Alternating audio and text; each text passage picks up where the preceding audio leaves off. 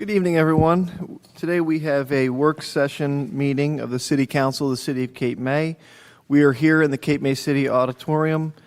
Today is Tuesday, February 6th, 2024. The time is now 5:03. Please join me for the Pledge of Allegiance.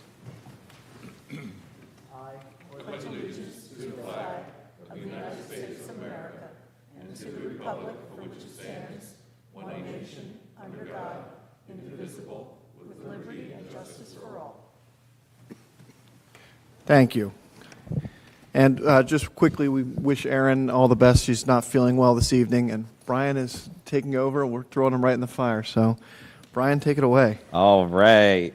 So under the Public Meetings Law, Open Public Meetings Law, notice of this meeting was sent to the Cape May County Herald and the Press of Atlantic City, and a copy of the agenda was delivered to each member of City Council and posted on the Cape May City website and Cape May City Hall bulletin board. Notice is hereby given, provided that the Cape May City Council meetings are audio recorded and video streamed live. Live video streams are posted on the Cape May City website. The City of Cape May is not responsible if audio recording or live video streaming of a meeting is unavailable. Roll call. Deputy Mayor Baldwin. Here. Councilmember McDade. Here. Councilmember Meyer. Here. Mayor Mullick. Here. Councilmember Yeager. Here. City Solicitor Gillen Schwartz. Here. City Manager Paul Dietrich. Here. Any additions or deletions tonight, Council? I don't think we have any additions. Any deletions, Council?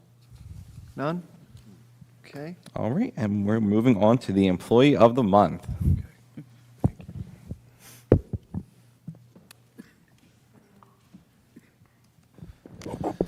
Okay, this evening we have a guy from the Public Works Department. I'm going to ask Frank McCluskey to come on up.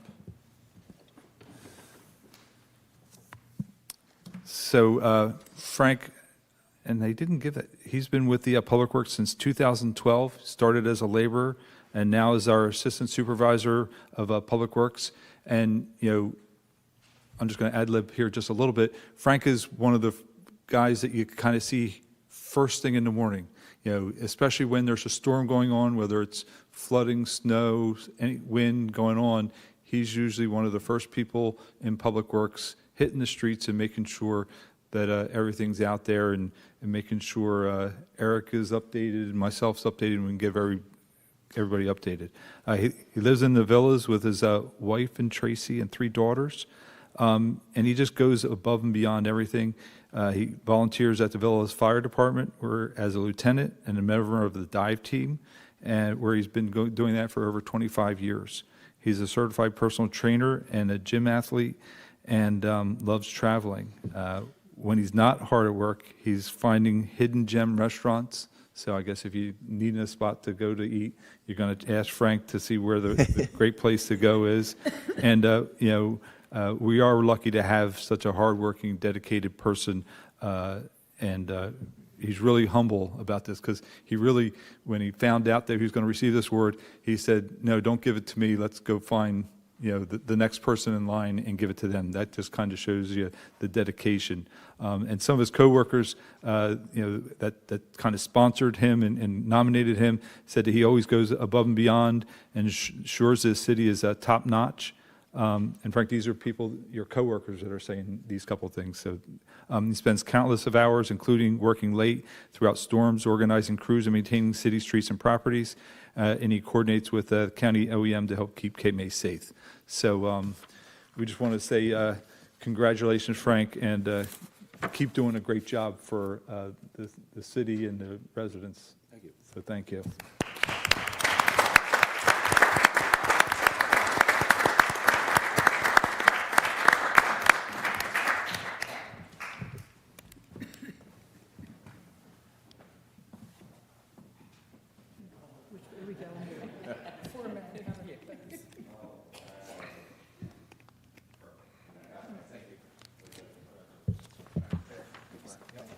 See you tomorrow. Or we see you next week or next one? Tomorrow. You're welcome. Yeah.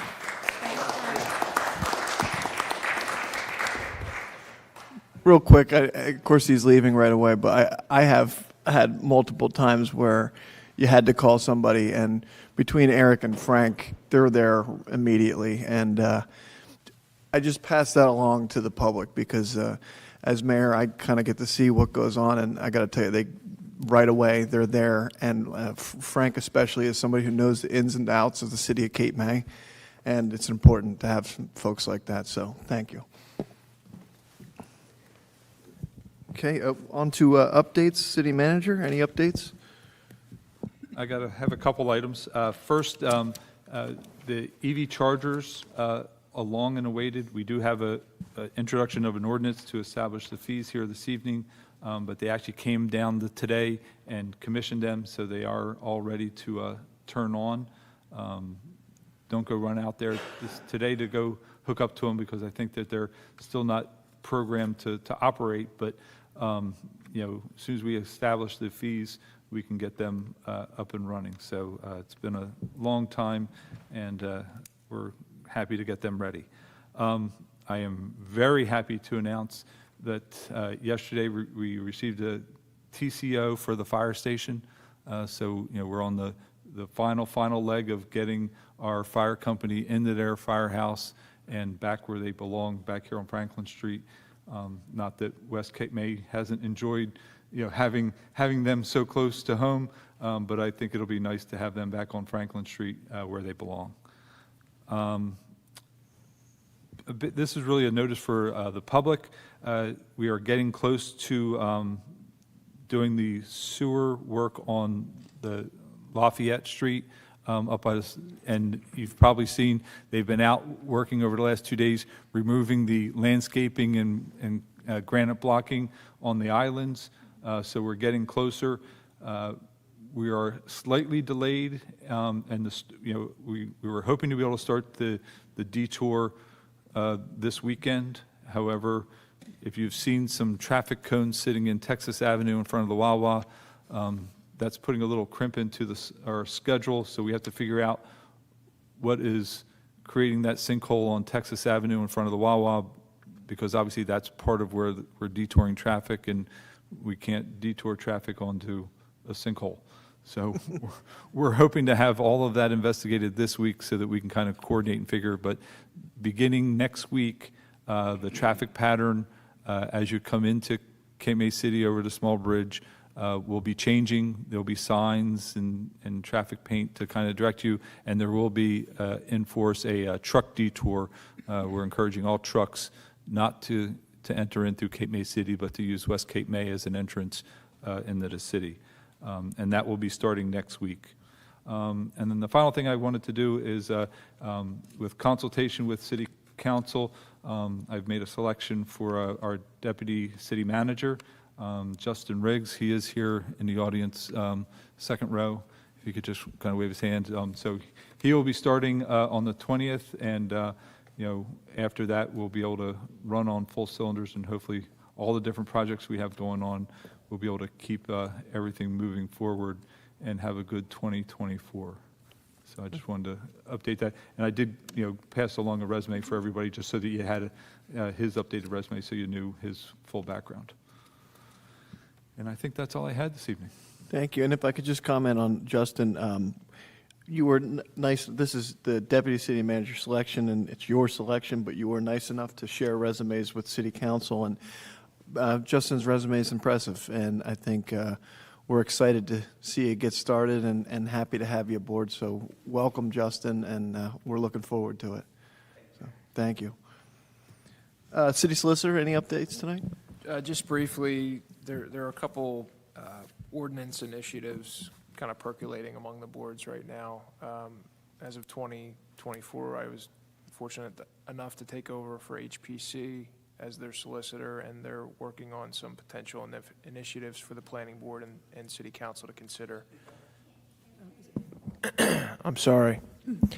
The HPC is currently working on some potential ordinance initiatives for consideration of parking standards, and there was also discussion about an artificial turf ordinance a few meetings back, and both of those were the subject of some discussion amongst a small group for the artificial turf, and the HPC has their own proposal for parking standards. So I'm just giving council and the public and everybody a heads up that those things will be finding their way to the planning board. If you're interested in those issues, there'll be an opportunity for the planning board to review and then eventually find its way back to council.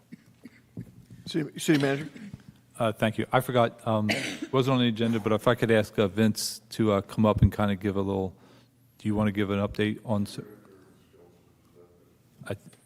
I'm done.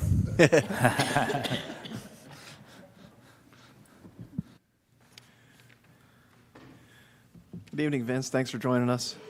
Oh. Thanks for inviting me. Good evening, everyone. Good evening. So, let me just get my exhibits out here.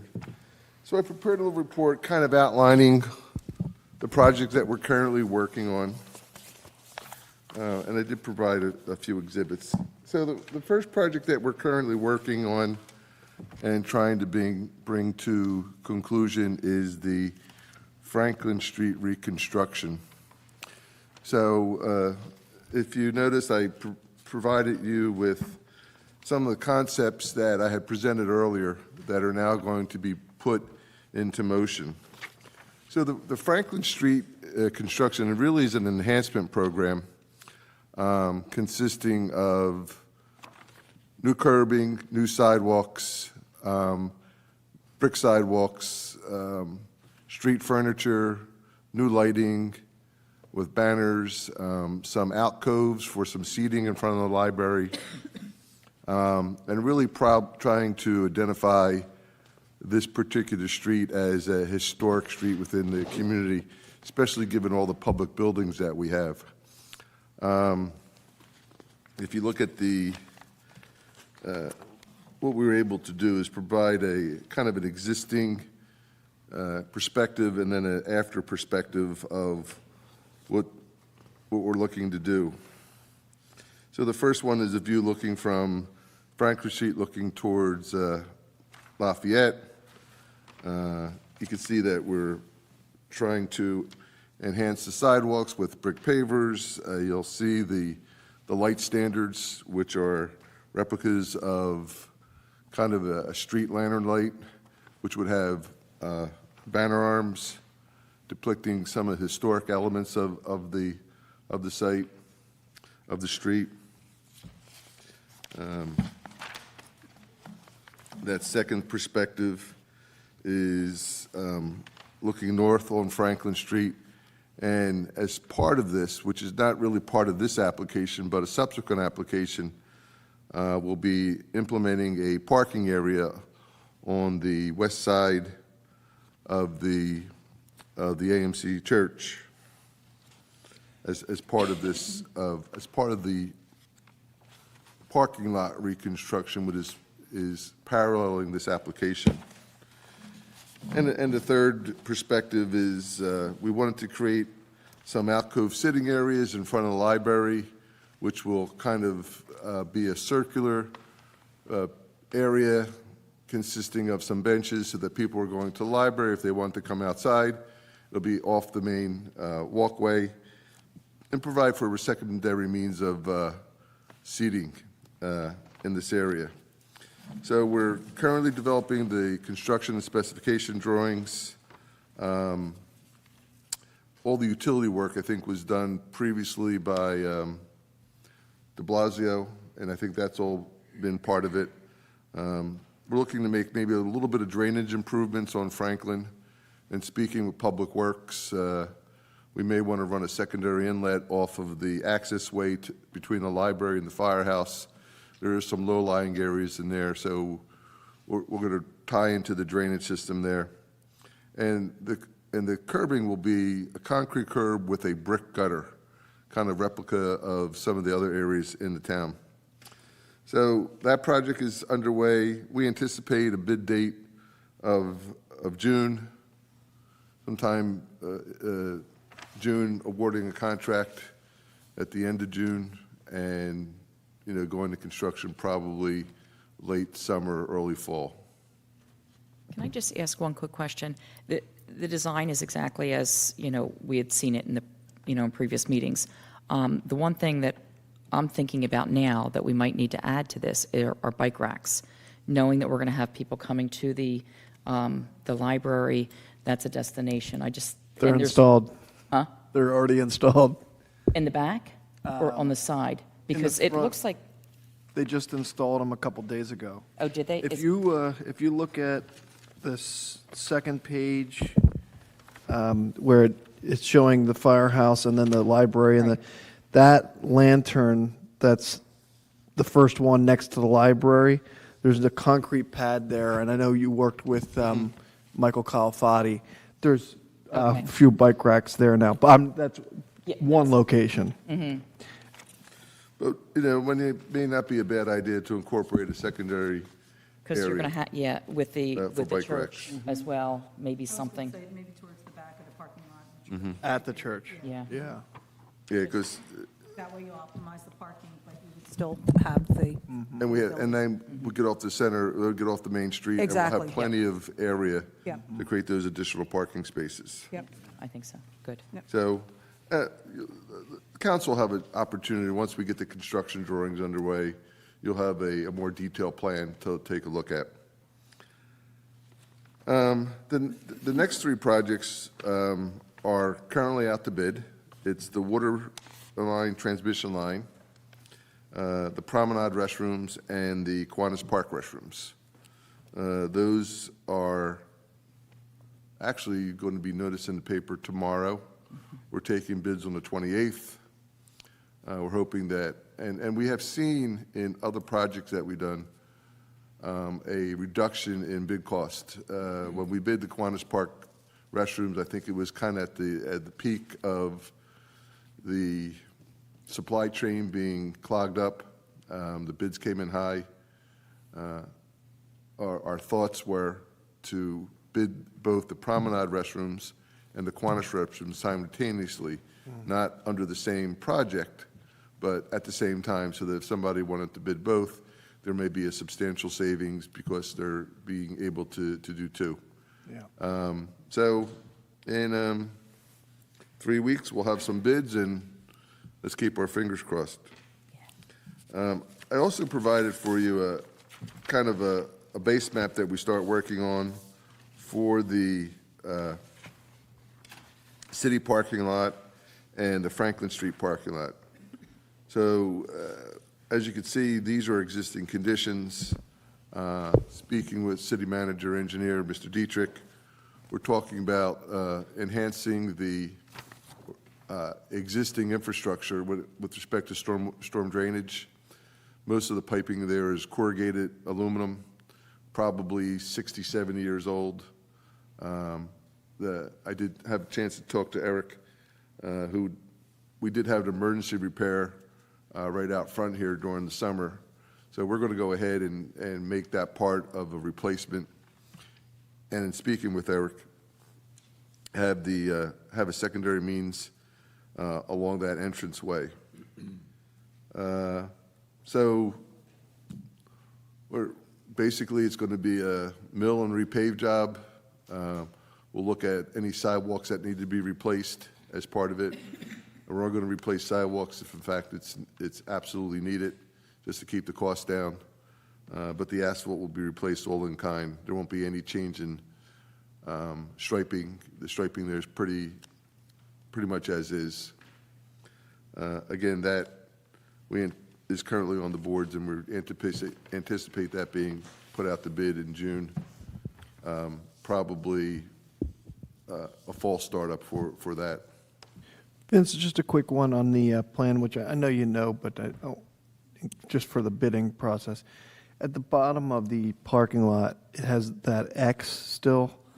The bottom of the parking lot, kind of the That's been eliminated. yeah, okay. Yeah, so additionally, there was a pole there, if you recall, there was a telephone Exactly. pole. Yep. So these were the as-built conditions when we did the survey. perfect. Probably a year ago. I do have Cape Surveying going out to redo the survey, because if you recall, this doesn't reflect the new curb and sidewalk that the firehouse installed. And when the firehouse installed that, if you recall, we had to raise that to be cognitive of the finished floor of the firehouse. Right. So this doesn't reflect the as-built conditions. Gotcha. And we had to raise that substantially, if you recall, probably about 10 inches. Right. So we don't have the correct elevations, and they're set to go out there next week to update the elevations. Perfect. Moving on, the Kiwanis Park, as you know, is about 90% complete. There's a few things that still need to be done. There's some landscaping that needs to be installed. There's some irrigation that hasn't been completed. The sensory gardens that were part of the original design haven't been installed yet. The fencing that was installed for the basketball court, we're going to move that closer to the water's edge. There still seems to be some issues with balls going over top of it. We do have the Jenny Farnham plaque to install. I did pick that up last week, and it's absolutely gorgeous. Nice. It turned out really, really nice. So we're going to talk to the contractor, looking at an appropriate base for that. And Councilwoman Baldwin asked me to take a look and make sure that we could reduce the lights on the bollard lights. I guess there was some concern about being too bright. I got a lot of feedback. Yeah. Yeah.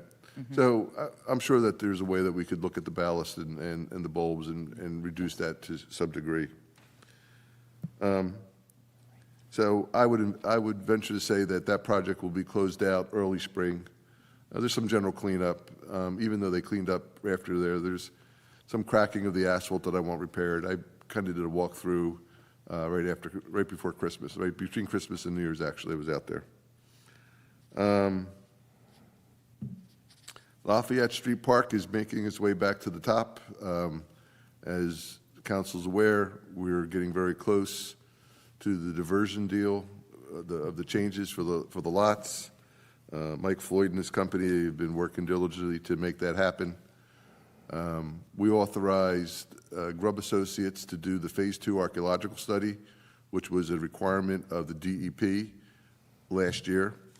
In fact, I had a Zoom call with the DEP today, our review officer, trying to ascertain what's the best path moving forward, because last year we basically put the application on the shelf. We didn't withdraw it, we just put it on the shelf. So we're looking at the best methodology to move that forward. She wants us to wait till the diversion is complete, because that was one of the key elements why we shelved the application. But our desire is, once that diversion is complete, we want to resubmit the application back to the DEP for their CAFR permits. We may need there's a transition area waiver requirement. When the previous engineer did the drainage, some of the new drainage requirements weren't intact. So we are faced with having to provide for a little bit more drainage.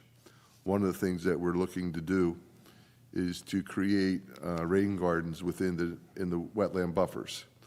So our thoughts is creating rain gardens, which would be part of the educational process with the nature trail. Would be a good use of that area because it can't be used for anything else. And it would be, I think, a benefit to have that type of stormwater system. So it's just not an empty basin, it'll have native vegetation as part of the application. So they were encouraged about that, and they seem to think that would be a good way to go. So my guess is that we'll be submitting that application back to the DEP sometime in June or July of this year to the DEP. As you may be aware, right before Christmas, we did receive approval for our nature trail around the lake there. We're currently working on plans and specifications, and I really need to dive into the specifications just a little bit so that I could get the council an accurate estimate on improvements. So we're working with some contractors to see what the cost of putting those pilings in and working around that boardwalk area. So as we move down, I'll be able to give council at least a ballpark figure for construction before we go out to bid and before we complete the construction specifications. We're And not going to be messing with any historic fill back there. Okay. Everything is on grade, so what happens is you'll be doing a little bit of probably topsoil removal through the woods, but once we get through the woods, then everything is going to be pile supported. Thank you. Lastly, a while back, we did a concept for Harborview Park. Before you go any further, I just highlight the DEP approval that we've been waiting for a long time on the nature trails. So I appreciate Well, the actually, hard we got work it on that. within 6 months after we submitted. Right. Well, we had to work through so many things. There to was a get to lot of that point. issues. So thank you for your But, work on that. you know, and the school was very cooperative in signing the application, and I'm glad that we're moving forward. I think the school's going to be very happy. And as we move with the park, our hope is that we're going to create the same opportunity with the nature trail being an educational aspect, as will the park be. That's great. And lastly, Harborview Park, we had done the concept, we kind of looked at it. We contacted Leslie Gimeno from the county, and we're going to meet with them next, they're going to put together some dates. Our office talked to her earlier this week, and the object is to go there, start a dialogue with the county Open Space Commission to see what type of elements they could live with as we move there, because obviously we're looking for funding sources for that. And I'm really excited about the project. I think it has a lot of good elements. Yep. Councilwoman McDade was very influential in kind of looking at the broad scheme of things, and I think once we meet with the county and get an idea of what kind of placemaking elements they're going to want to incorporate, we'll be able to come back to council with a finalized plan to say, all right, this is what the county could live with, make an application to them and see if they can get some money from them. And the county's going to have to understand that it has to go before the State Historic Preservation Office, so they're going to have to flex a little bit. I'm bringing Paul with me. Good. So other than that, they're the projects that we have currently. I'm looking forward to a good year, and you know, we had a lot of things accomplished last year. You know, the arches of the Promenade, Pennsylvania Avenue, Kiwanis Park. There were a lot of good milestones last year, and I think this year will be the same. That's great. Vince, can you just let me know when the date for the plaque, when it's getting installed? I just wanted to let the foreign, reach out to them. Okay, well, I think we'll have it installed, and then I Okay. think we'll have A ceremony? A ceremony, Perfect, thank you. yeah. That's great. Any questions, council? Good. Thank you, Vince. Appreciate it. Thank you. Everybody have a nice evening. Sure. I mean, I have a 6 o'clock, but, you know, other than that, yeah. Can we keep it short?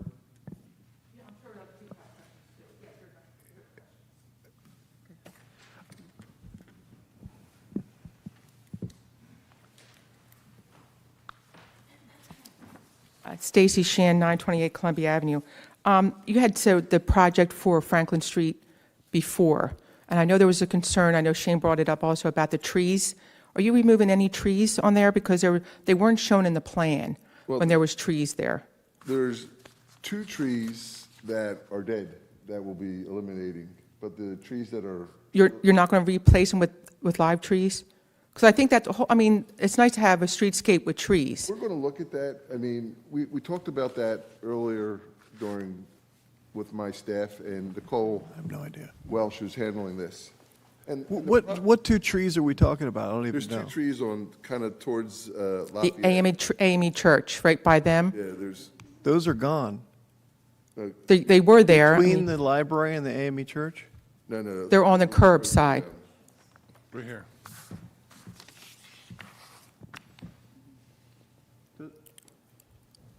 But they're shown in the plan that. Well, they're shown in one design and not in another. So the answer is that we're going to look to provide street trees. The Well, problem, why I'm saying that, are we including the shade tree, which I think should be included in, 100%. Yeah, if the trees are being yeah. removed, they should be included on what's Yes. being replanted. Yes.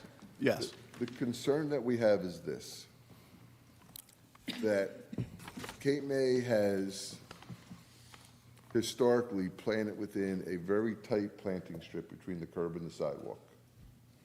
And unfortunately, through the years, and this is 40, 50 years ago, have planted the type of trees that don't really do well, have buttress roots that have kind of pulled the sidewalks up and created havoc in a lot of the areas. And we have a very tight right-of-way. So we're going to look at trying to push that sidewalk as far away. We think that if we put street trees in, that we at least need a 4x4 tree grate with a tree well there, so that, and planting the correct tree. A lot of times, previous administrations planted a lot of London Plane and sycamore. I mean, this is all, to me, it's a shade tree question. It's I going mean, to be I don't think you can answer, I can't answer. I think that goes before the shade tree on what, It will go before the. and also about, if there were trees there before, I don't see why there couldn't be trees planted back there. Okay. If they died. And then my other question has to do with gas lights there. Are they going to be the gas lights that are like at Sturdy Bank, the original type one, or are they going to be artificial? They're going to be the original. Original, okay. That's our plan. And isn't that curb cut there on Franklin, some of that slate? Are you taking away the slate and putting in concrete? I don't know if it's slate or not. I have to take a look. I don't think. There isn't, I don't think there's any. There might be some across from the bank, but that's already brick. I don't want to open this up to. Well, I know, it's her house, right? So I thought she'd know what's in front of her house, if it's slate or not. Well, no, it's the original curbing, and I did ask you. Any original curbing will be preserved and that's within our own ordinance, so Okay, it will be. okay, because I didn't hear that come out of Vince's mouth, that's why. We're going to have 3 other public comments after this. Okay, and then the parking that's going to go next to the AME Church, I'm assuming you're going to remove, there's some easements there, and is that going to have to require a new use, since it was not a parking lot, and required to go before the planning board because of the change of use? Mr. Gillensworth? It's a municipal use. Yeah. Municipal uses are permitted in every zone in the city of Cape May. So you wouldn't have to go before the planning board to change the use of what was a building to make it a parking lot? Advisory review is permitted use. Okay, I'm just asking because from what I understood, it was a change of use from being a house to a parking lot would require approval. It's a municipal use. It's going to be a public parking lot for people in the public to park there. A municipal use. Okay. So that's a no. It doesn't require change of use. I don't think it's required, no. Okay. And that's also in our code that we have municipal uses permitted in each zone. In other municipalities that I've worked in the past, we always give the planning board a cursory copy for cursory comments only, not Okay. for approval. And for the Harbor Park, the concept, when will that be open to the public to view what the concepts are I for think that? once we get the county input and the council then gets a first look at it, then it'll be open to the public. Thank you. Thank you. And we did have that presented to us at council and as well an HPC application to public meetings. But the fact is, SHPO will also, the State Historic Preservation Office will also be reviewing that plan as well as the county. So to be blunt, it's kind of worthless to pick it apart before the authorities take a look at it and give us their recommendations. Once they give their recommendations, it'll be reviewed by the engineer and then brought back before council for a public comment as well, certainly. I think the big thing is negotiating with the county open space commission. Right. And just to be clear on that, there's a little bit of a difficulty between the fact that the city of Cape May is the only city in the state where every city project has to go before the State Historic Preservation, well, every project, any major project has to go to the State Historic Preservation Office, okay? So that's not our local HPC, that's the state HPC essentially. So on our projects, like a park project like that, the County Open Space Board has its own standards. The state has separate and somewhat different standards. So the difficulty for the city of Cape May is having frankly, the county understand that we have a standard that we have to maintain, not just, because we're persnickety folks in Cape May, but because we are subservient to a state board that's important for our, to be able to actually do the project. So anyway, with that, I'm going to close public comment. We'll have another public comment in just a moment. Vince, thank you very much. Appreciate it. Good evening, everyone. All right, so next on the agenda, we have an advisory committee update from Amtrak. Martin, Dennis, thank you for joining us. And before you even begin, please pass along our thanks to the Amtrak committee. I know Maureen has done a lot of work, and we appreciate it. Well, we certainly will. Thanks. I'm Dennis Crowley, 806 Lafayette Street, Chairman of the Amtrak Committee.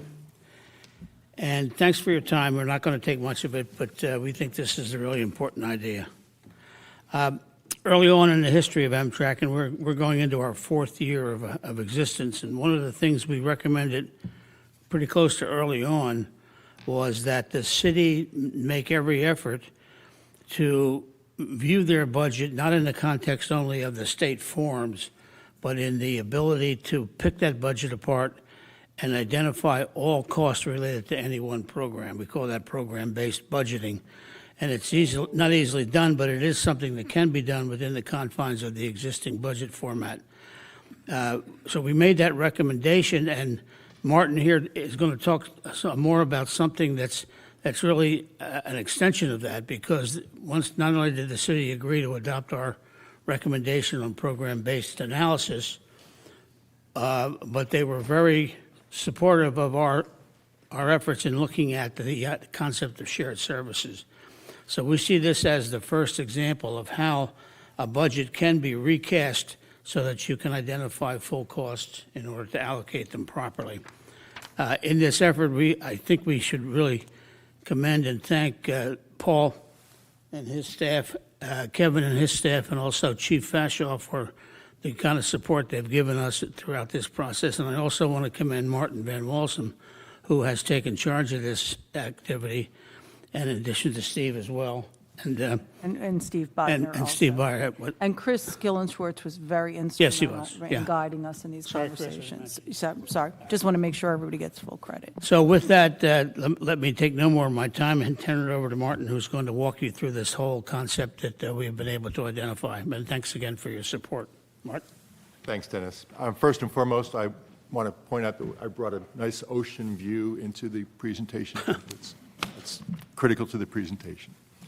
Amtrak was asked middle of last year to take a look at the existing shared service agreements and analyze them or critique them from an effectiveness in terms of the way that the agreements are being administered and the efficiency in terms of replacement of the costs for the city. We were specifically asked to look at the municipal agreements, which is where what we consider to be in scope. I will offer to the public, out of scope would be any of the commissions or committees. I've seen some activity on social media lately suggesting that we should be doing shared services for HPC or zoning board or other things. In addition to jurisdictional issues, there's no cost associated with those committees, so that's out of scope. These are the agreements that the city manager's office was very kind in providing. They're fairly extensive. I'd like to call your attention to the right-hand side. Many of these agreements are quite dated at this stage. The durations tend to be fairly long. We don't really have a lot of, many of these agreements were put in place before the current people that are involved in city administration were in their offices. My supposition is that there was some reluctance to actually have to renegotiate these fairly often, but the reality is, as we'll demonstrate in a few moments, longer agreements can tend to create some issues. So we'll come back to that issue, but I did want to point out that some of these are fairly long. A municipal court for Cape May Point, for example, even though it says 2017, actually originated in 2011 and then was rolled forward.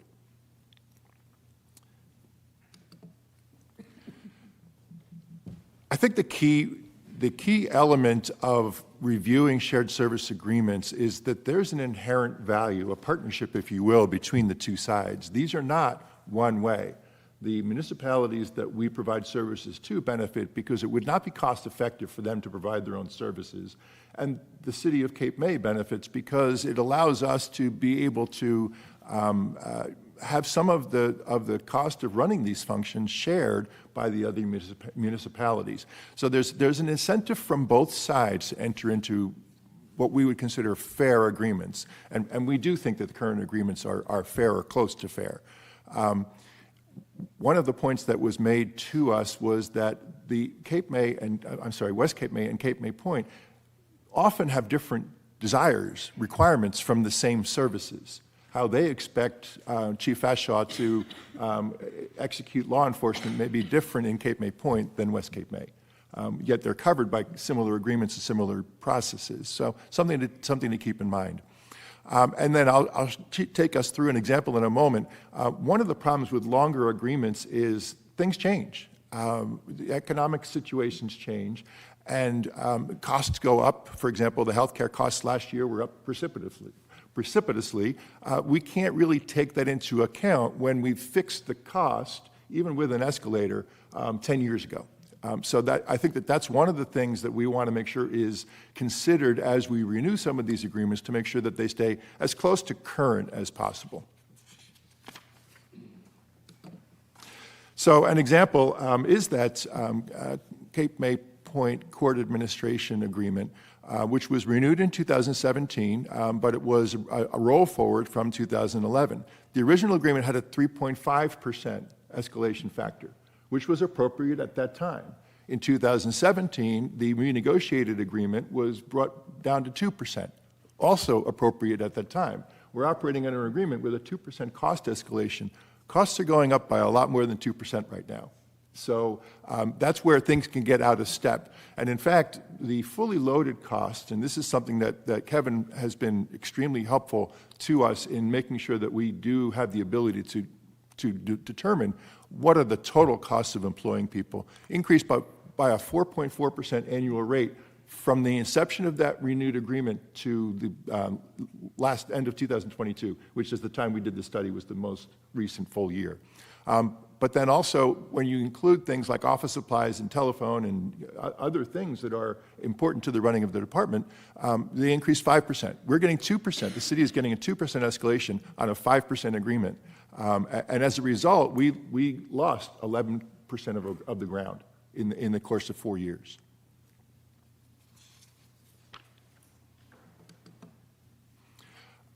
There has been discussion about how within the municipal government financial system, you can't really get at the real costs. We're pleased to report that's not true. We have found absolutely unequivocally that we can truly know what the full cost of providing services are. That's critical to the process that we're going to have going forward. There's nothing in the way that the City of Cape May's financial departments are run.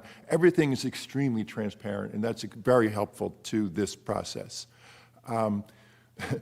What is a bit of a mystery is how did we ever come up with any of the numbers in any of these agreements? No one remembers. Why is this agreement $52,437? Don't look at me. We have a proposal that will change that a little bit. And then I want to share that, there is a sweet spot on the length of these contracts. As I mentioned, having to renegotiate them more often is not necessarily desirable. Having them be very long can cause us to get out of step.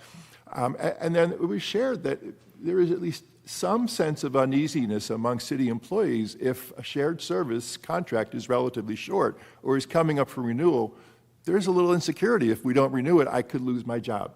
So we should be conscious of that as we go through the process. The takeaway box on here is probably the most important observation that we have.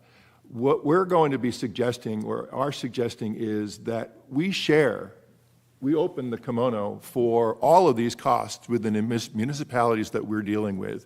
We tell them exactly how much it costs for us to provide the services, what percentage of, from volume statistics that we can determine, what percentage of the time of a particular department is being devoted to the other municipality, and then we calculate the costs based on that. It can be done relatively precisely. And what winds up happening, in our opinion, the reason that we're landing on this recommendation is both sides will feel that it's extremely fair, that everything is transparent, everything's open and above board. The municipalities know exactly what they're paying for and why they're paying it, and the city understands exactly how much cost recovery that they're realizing. And you're going to be doing those negotiations, Mark? We have a very capable city manager and city solicitor that I know are immediately on top of this. They're not listening right now, so we can task them with that. That's why they were involved in every meeting. Throughout this process, one thing was apparent to us. We cannot have floating numbers in municipal governments. The importance of having a fixed amount going into and coming out of the budget season is very important. That doesn't mean we can't revise them annually. We just have to make sure that we are doing that in a timing that allows a particular city or municipality to understand this is what we're going to have to budget for the coming year.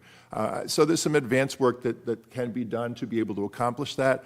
There may be a couple as we transition that we'll have to figure out exactly how to approach them, but we do think that that should be an objective that we keep our eye on as we go through this. We're suggesting that we would share the activity on a 3-year basis. The reason for 3 years is to take any data anomalies out of it. So, for example, right now, 2023 has been completed. So we would be looking at the activity data for 21, 22, and 23 for an agreement that we would be going into in 2024. It's not ancient history, but it's a long enough duration that if there is a particular blip in the data, we'll be able to account for that. We continue to look at that data annually as we go forward, and again, I'll take you through an example in a moment. But it's important that we take the steps necessary to keep the cost that we are receiving, the revenue that we're receiving, and the costs that we're bearing consistent with what the city is actually spending. We can use mid-year data if necessary. It just needs to be tied to the same time period. So obviously we have a peak season, but there would be nothing that prevents us from going from October 1st of 20 to September 30th of 23, if that's the 3-year period that we decide makes the most sense. And then we do think that 3 to 5 years is probably closer to that sweet spot. 10-year agreements or 25-year agreements may or may not be effective for us. I think this might come to life a little bit more on the next slide, where I'll take you through an example. But what MTRAC is suggesting, and we've talked about this quite at length, it's also been reported several times already. There's nothing really, we're not breaking any new ground here. We're talking about there being a fixed component, but by fixed we mean fixed annually. Even though it may be a 3 or 5 year agreement, that fixed component would still change as costs go up, whether it's through an escalation or through assigning a percentage to it that can be calculated. And then there would be a variable component as well that would be done on a rolling 3-year basis. So a 24 agreement would be based on 21, 22, 23, but then the amount of reimbursement for 25 would be based on 22, 23, and 24. It would keep rolling like that, so that if a municipality has less activity, they pay less. If they have more activity, then the amount of revenue that the city would receive goes up, because we'd be providing a higher level of services. We would set those at the start of the agreement, typically prior to the budget season, and then we would make sure that we are consistently and constantly updating those numbers to stay as reflective of things like 27% increase in healthcare costs as possible. Let's let the example hopefully illustrate that a little bit better. So in this hypothetical department with a $500,000 budget, we know that and the current fee is $27,000, which was based on an agreement from 5 years ago that escalated it to 2%. It's a typical agreement that we have today. This is not a real agreement. This is just hypothetical. We know that the $500,000 cost is 95% payroll related. And while not fixed, they're fixed going into a year. Payroll costs don't change much during the course of a year. If there were a replacement of a particular staff member, they could change, but generally don't change a lot. And then there's a variable component as well. It could be escalated mid-contract by a contract, so. We could, sure, yep. And then we also know from looking at historical data that about 5% of this hypothetical department's activity was devoted to this municipality. So what we would do is we would go through the process of sharing that information, and we would take the $500,000 with the 95% fixed cost and the 5% level of activity, and the base cost of this agreement would be $23,750. We're suggesting that in many cases there are low volume, low level of involvement activities, and some that require a lot more time, and then some that fall in the middle. We could, for example, set, based upon those volume statistics, different rates of reimbursement based upon how much people power has to be put in. So, for example, those low labor-intensive activities could be $5 each, the moderate could be $25, and then the high involvement could be $150. Times the number of historical data elements that we have, we extend those numbers out, total it all up, and we would come to $28,500, which would be the amount that we would negotiate with this municipality for the coming year. A year from now, we would do the same thing again. We would come up with a new number based, again, on all of that historical, real information. It's not anything that we're making up, so that the municipalities continue to pay for the services that they receive, and we continue to get reimbursed for the services that we provide. Let me pause there just to see if there's any questions on the math. It's good? We also learned from our discussions, and these were great conversations, by the way. The leaders, the department heads were absolutely fantastic in sharing information and thoughts, and you know, they're clearly emotionally invested in the success of this city and of their functions as well. So thank you very much for all the work was provided. One of the things that came out was sometimes there may be a different way of approaching this, and we shouldn't say that there's only one solution that can work. We had some suggestions about alternate approaches that I think are worth exploring, and we as a committee want to make sure that we're doing the absolute best possible job of helping to make suggestions about which direction these agreements go to. If there are specific circumstances that affect a particular agreement, let's take them into account. That flexibility is probably important to making sure that everything stays as fair to all the interested parties as possible. The last thing that we were asked to do was talk about what additional agreements there could be. We found a couple. I think that one of the issues that did come up in terms of our discussions is the time that our fire department spent over in West Cape May went extremely well for both municipalities. And there is some interest in extending that. While we are moving, as we heard tonight, back into our own firehouse soon, there is apparently some consideration for actually extending the professional fire staff to West Cape May. We suggested that be pursued. The other one is that it came up in our conversations that because of the construct of the island, Cape May is very often the first responder on the scene in parts of the island that are lower township, or even that are slightly off of the island. We have agreements with West Cape May and Cape May Point for some of these services, and the city gets reimbursed for them. We don't have any agreements with Lower Township at this point. And specifically, EMS is one that we have very long-standing agreements for EMS that we don't have with Lower Township.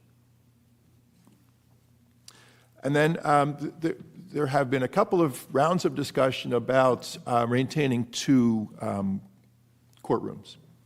And is there an opportunity there from one side or the other to say, let's talk about combining the two facilities?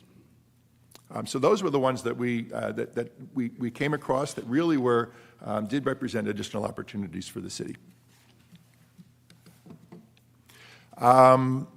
We have one negotiation that is imminent. It's a contract that's expiring in a little under a month, and I understand that we are already in the process of having those conversations. We have construction services that will be coming up at the end of October, so that's one that we'll get on relatively soon. And we can start to use, with council's approval, some of these new ideas within those negotiations, and begin to share information with our sister communities to be able to help to negotiate those agreements. We do need to have a separate discussion on the EMS agreements. As you may have seen in the first slide, they're over 25 years old. They're evergreen agreements that just consistently and constantly roll forward.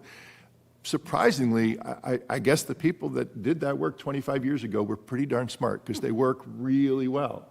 And neither side are unhappy with the agreements that are in place. So we may just want to leave well enough alone, but at least maybe understand exactly how much are we receiving back, even if we decide to keep the current evergreen agreements in place. And then finally, we do need to talk with Lower Township on EMS, and again, West Cape May on fire protection. That was what we found. It was a lot of interesting discussion. And we hope that it's valuable to the city and to city council. And let me just make one final comment as well. While you're talking, would you mind putting the list of services that we're talking about, the first slide? Sorry, I just want to look at it while I'm listening. Okay. Mike, I know you can do more than one thing at the same time. Well, This one? well, but Was this the one? Yeah, that's the one. Now, when the city council created M-TRAC, the primary function of M-TRAC was to protect the interests and concerns of the taxpayers of Cape May.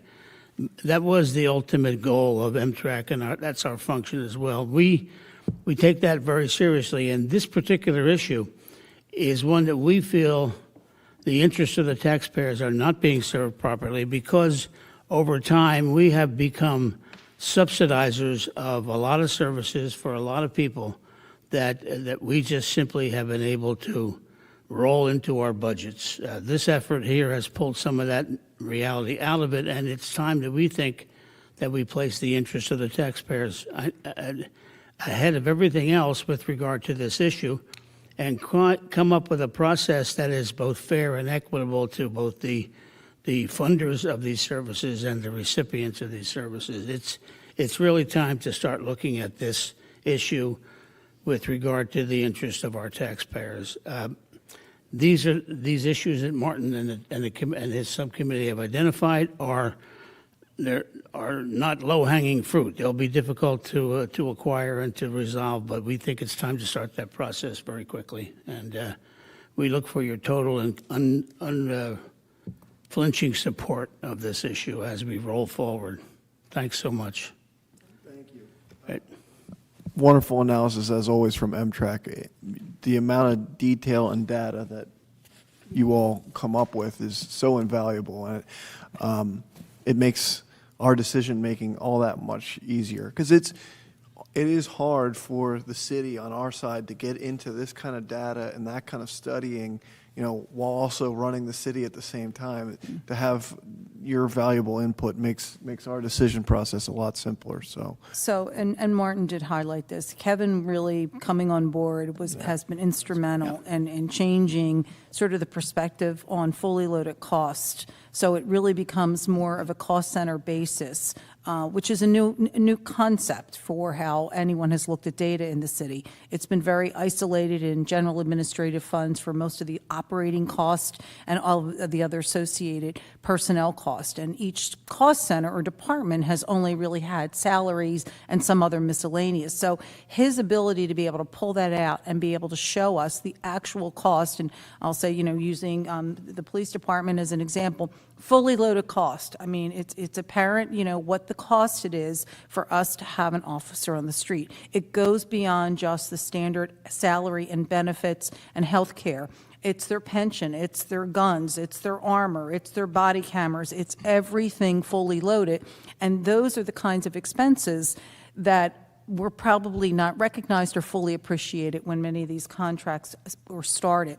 But now, with that, and diving into that data, you can really get an understanding. And I think in the spirit of transparency, it's easy enough to show to the other municipalities because it is all there, and it's very easy. So those kinds of discussions, as they start, may be challenging and difficult, but the numbers are the numbers. And we're not just saying it's Here's 2% more. Yeah, and a 3-year rolling average is pretty standard in most industries that are looking at projection of expenses versus, revenue. So that's, again, another model that's fairly routine in most businesses, that I'm familiar with, at least in healthcare, it was pretty standard. So I think that those kinds of things can be applied. And hopefully the parties on the other side appreciate the effort and the work that went into doing this, just so that we certainly, as Dennis is saying, are protecting the interests of the taxpayers by covering the cost and the expenses, but while, recognizing the fact that we are providing services that need to have those expenses covered. We've always said that Cape May is a business and it should be run like a business, and this is an essential business function at all times.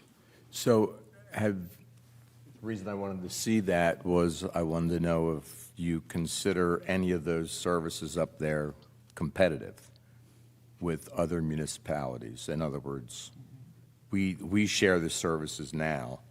What if Lower Township wants to get in on it and they come in at a more competitive price?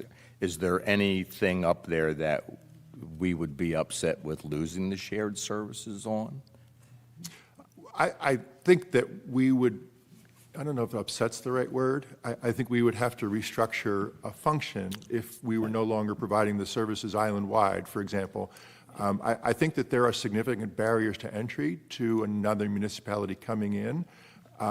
But I think also as we met as a subcommittee, we talked about that fairly often, about how we do need to make sure that we stay competitive, and by making sure that the other side of the transaction is aware of exactly how are we coming up with the numbers that we're coming up with. Right. Mayor, we don't need this process to have a 2% increase, right? We need this process for, if we were to find that in order to support the volume, it's a 10% increase. The municipalities are going to balk at a 10% increase in the current fee, especially since we can't even tell them how the fee was arrived at to begin with. Yeah, which is what I'm saying is that I have that sense that some of these things you're going to have to go at them with a fairly large increase, and again, they might say, yeah, we'll get back to you because we're going to shop this around. And we think there's barriers to entry. You might say police service And I think it has barrier. to, It's not. We think it that may that's be a probably- quality issue. There's the actual dollars and cents, and then there's the quality of the service that they get. So I think, in part, you're right, Mike. I mean, the problem with this is no one knows where the origin of this information and these contracts came from, either on either side of the table. So, yeah, those conversations will be challenging, but the reality can be shown as to what the expenses are today. Well, not just And that, I think too, you but- guys have built a really nice, really good case there. I Well, just would feel for confident. for history's purposes, don't forget that we're even in the shared service business because we're the most complicated and consistently viable government below the canal. Yes. And so folks who can't generate the resources to do what they know they should be doing have turned to us over time. This is a problem 35, 40 years in the making. All of these arrangements are part of the thought process of smaller, less viable fiscal towns have turned to us for these services. We've never said this to them. We will say this to them if you want to do this. But they have to realize that it's going to be fair and equitable for both sides of the equation, and that we're not in the business of subsidizing services by our taxpayers. We all look at this in a brand new way and realize that if you want to go somewhere to get your water and sewer, you can do that if you want to. It's your town. But the point is, we are incurring the costs for these services. We need to have a system that effectively reimburses us for this service. And basically, it's a negotiations process. And the information sharing, we think, will go a long way towards helping The more municipalities data you to have. understand what it is that they're paying for. Yeah. I'm glad you brought that particular service up, because even though the law enforcement extends through the end of 2025, we need to get in front of that one. That's one that we can't wait until the middle of 25 or fourth quarter to say, okay, let's slap something together. That's something that, it's the largest contract by far, and it's something that we need to really begin working on pretty soon. And understand that our staffing is obviously dependent upon the outcome. That's right. Exactly. And our costs. Exactly. So the- Exactly. Just a quick couple of questions. I understand exactly what you're saying. Thank you for providing all of this information. The most recent contract that's going to expire, do you have any data on that currently? For the municipal court for Cape May Point, yes. You do? We, with Solicitor Gillen Schwartz's help, I have to remember how to refer to people in meetings. Yes, we have a pretty darn good understanding of the volume going back for 3 years. So I know that Solicitor Gillen Schwartz has already been cogitating on how to approach this. I don't know exactly where things currently stand, but I don't think it would be difficult for us to go forward with this framework relatively quickly. Yeah, this is a slow walk.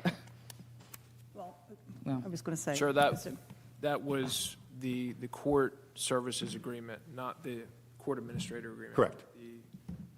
We provide services to Cape May Point. They don't have their own municipal court. The city of Cape May provides that service via service. I'm sorry, I'm probably talking into a whispered microphone again.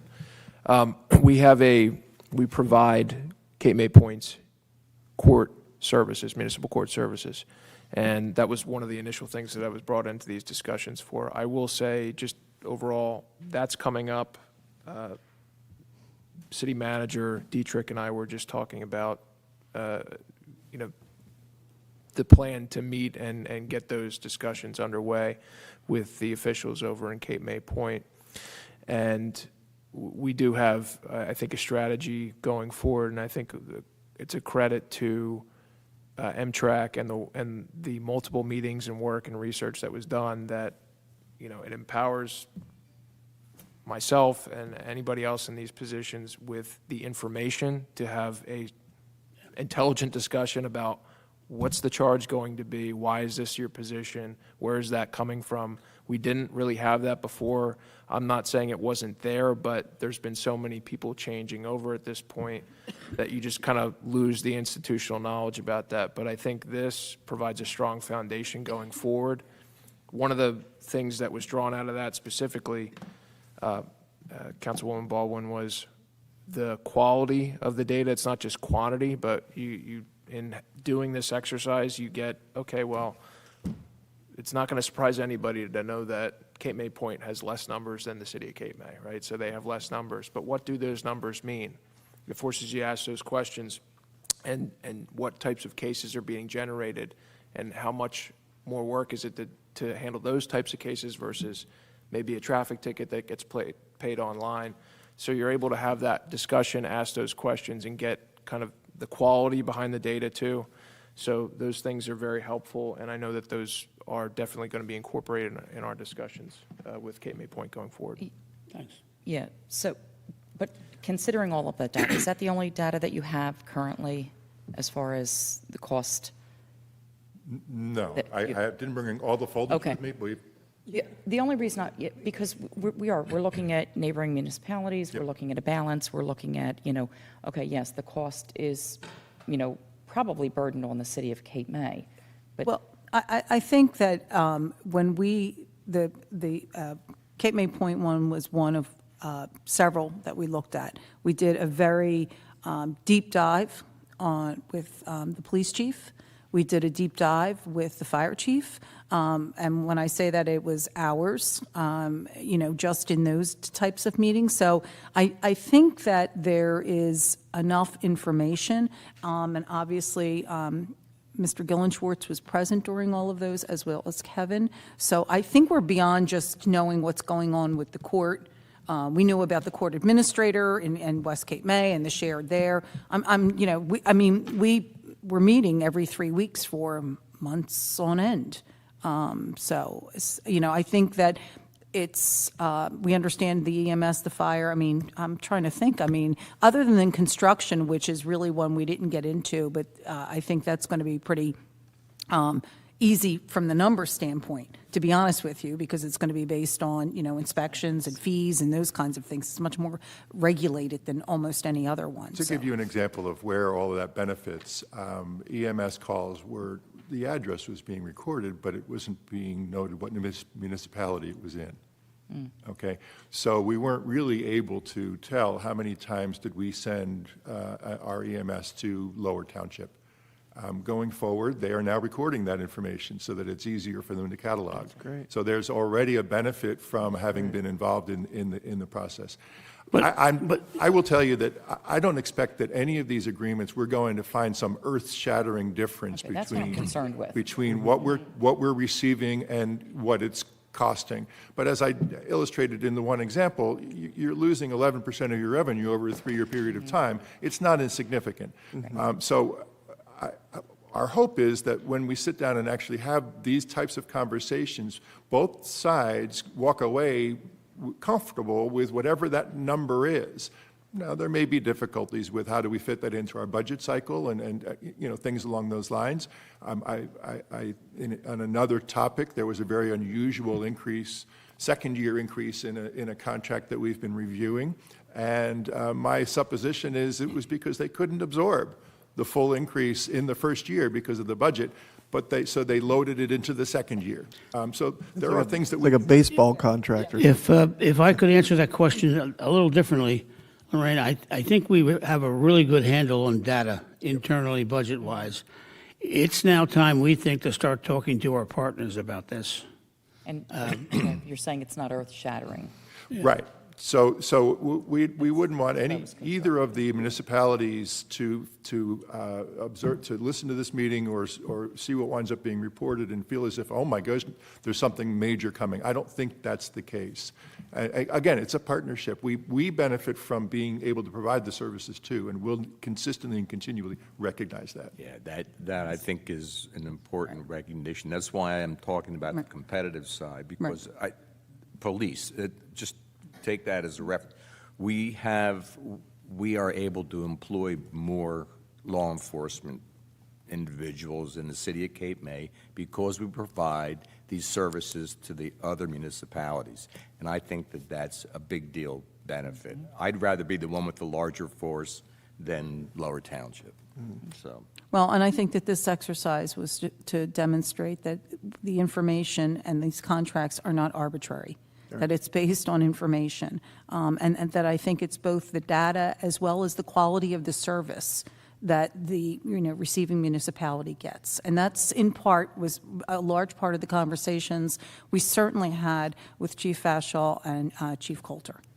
Their interaction and their work experience and the experiences that they have in servicing those municipalities. So.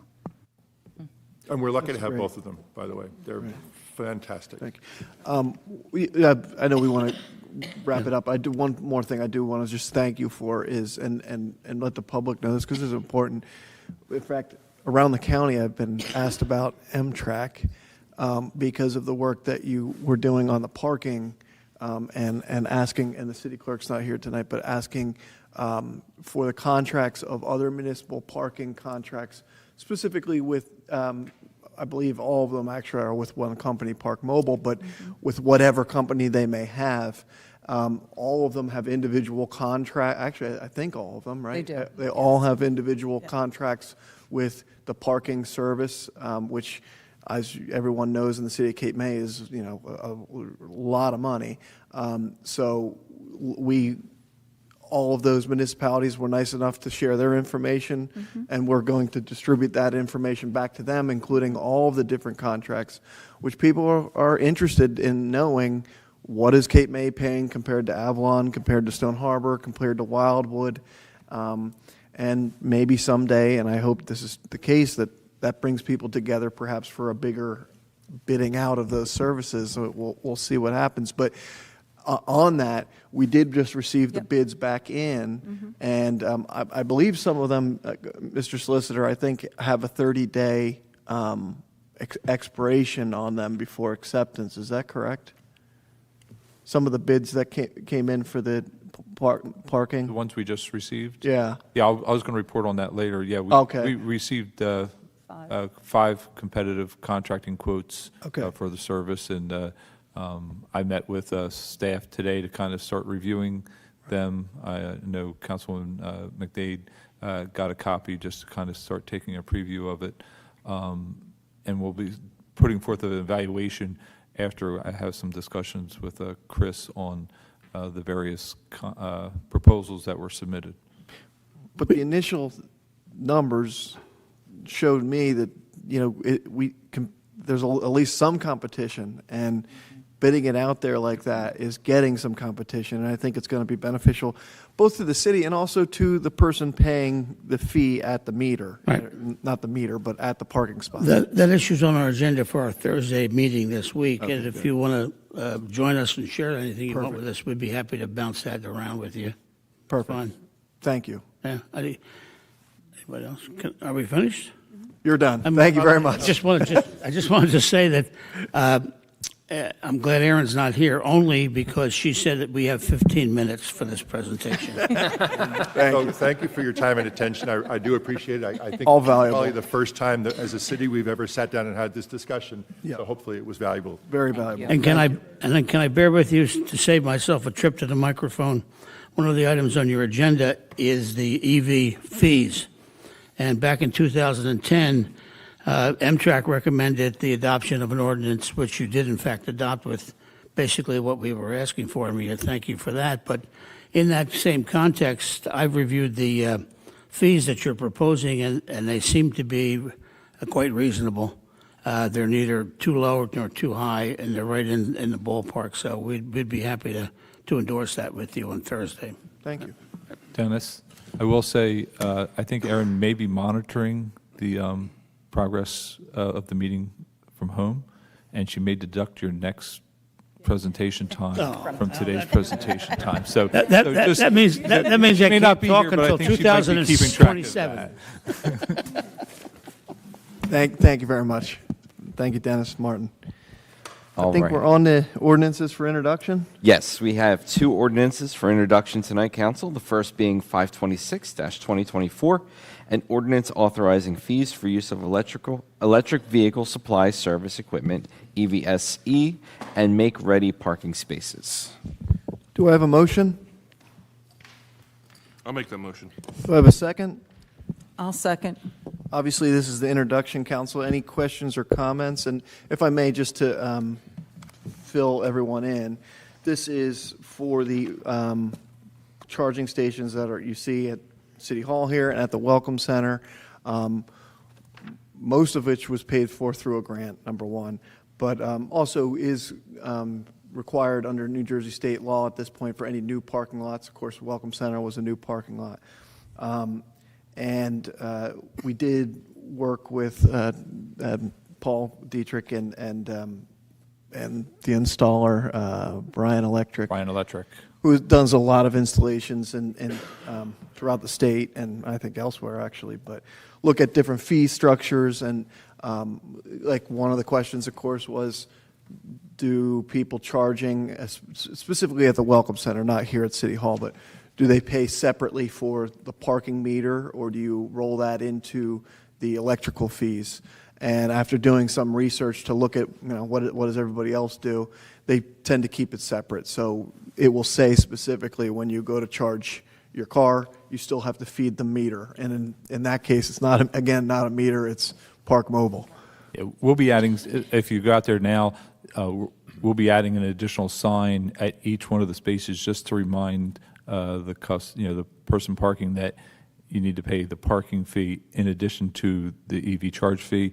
And then there's also going to be, for each the level 2 and level 3 charger, there's certain, if your car is not charging during those times, you should not be using that space. So not necessarily delineated in this, but that is something that I think we're going to have to coordinate with parking enforcement and look at how we, monitor that and enforce that. The system is actually smart enough that the car communicates with the charging system, and it knows when it's charging and when it's not, and it actually can send an email not only to the customer, hey, your car no longer is charging, but we can also have it send an email to parking enforcement to say, hey, this car is no longer charging, and maybe we can swing by, still give somebody a grace period, but, we're going to be, I think, evaluating that during the first summer just to see, is it an issue, is it not an issue? And that's something that we'll report back to council and see how we're going to look at handling that from an enforcement standpoint. Can I? Please. I do have a sort of a question and comment. The city manager and I had talked about this a little bit yesterday, I guess it was, and so I understand that with the electric costs, what the electric costs are being covered by these fees that we're charging them.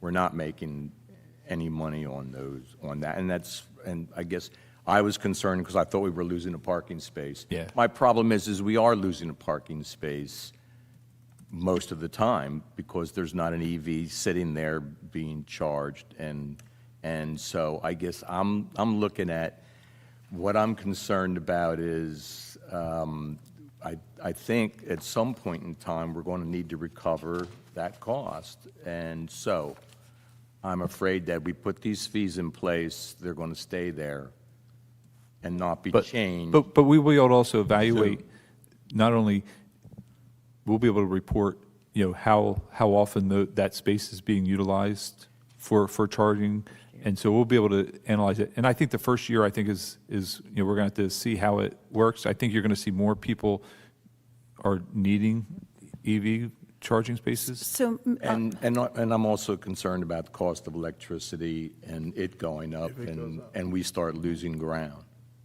I'm just saying that. I think the cost that's built in here, we're definitely not losing money on electric charges. And then, obviously, the first year of our installation costs included, I'll say, the maintenance cost of ChargePoint is the company that kind of services that. So there's obviously a servicing fee, just like the Park Mobile that has a transaction fee that's applied to the user. At this point, that price that's in there includes, I'll say, that transaction fee of their processing fee for the credit card, their maintenance and warranty coverage, so, for that. So, as we move forward, we'll evaluate to make sure that all of our costs are covered, both on a electric and the maintenance contract requirements for those. so perhaps maybe that should be done just quarterly in the first year, just do a look back, just to see, especially as we get into the season. And then I would think that, if I'm understanding this, Councilman Yeager, you're concerned that these 8 or 9 spots that are for EV charging wouldn't be generating revenue just for parking. Is that what you're, if they're not being used for charging, someone can't park there?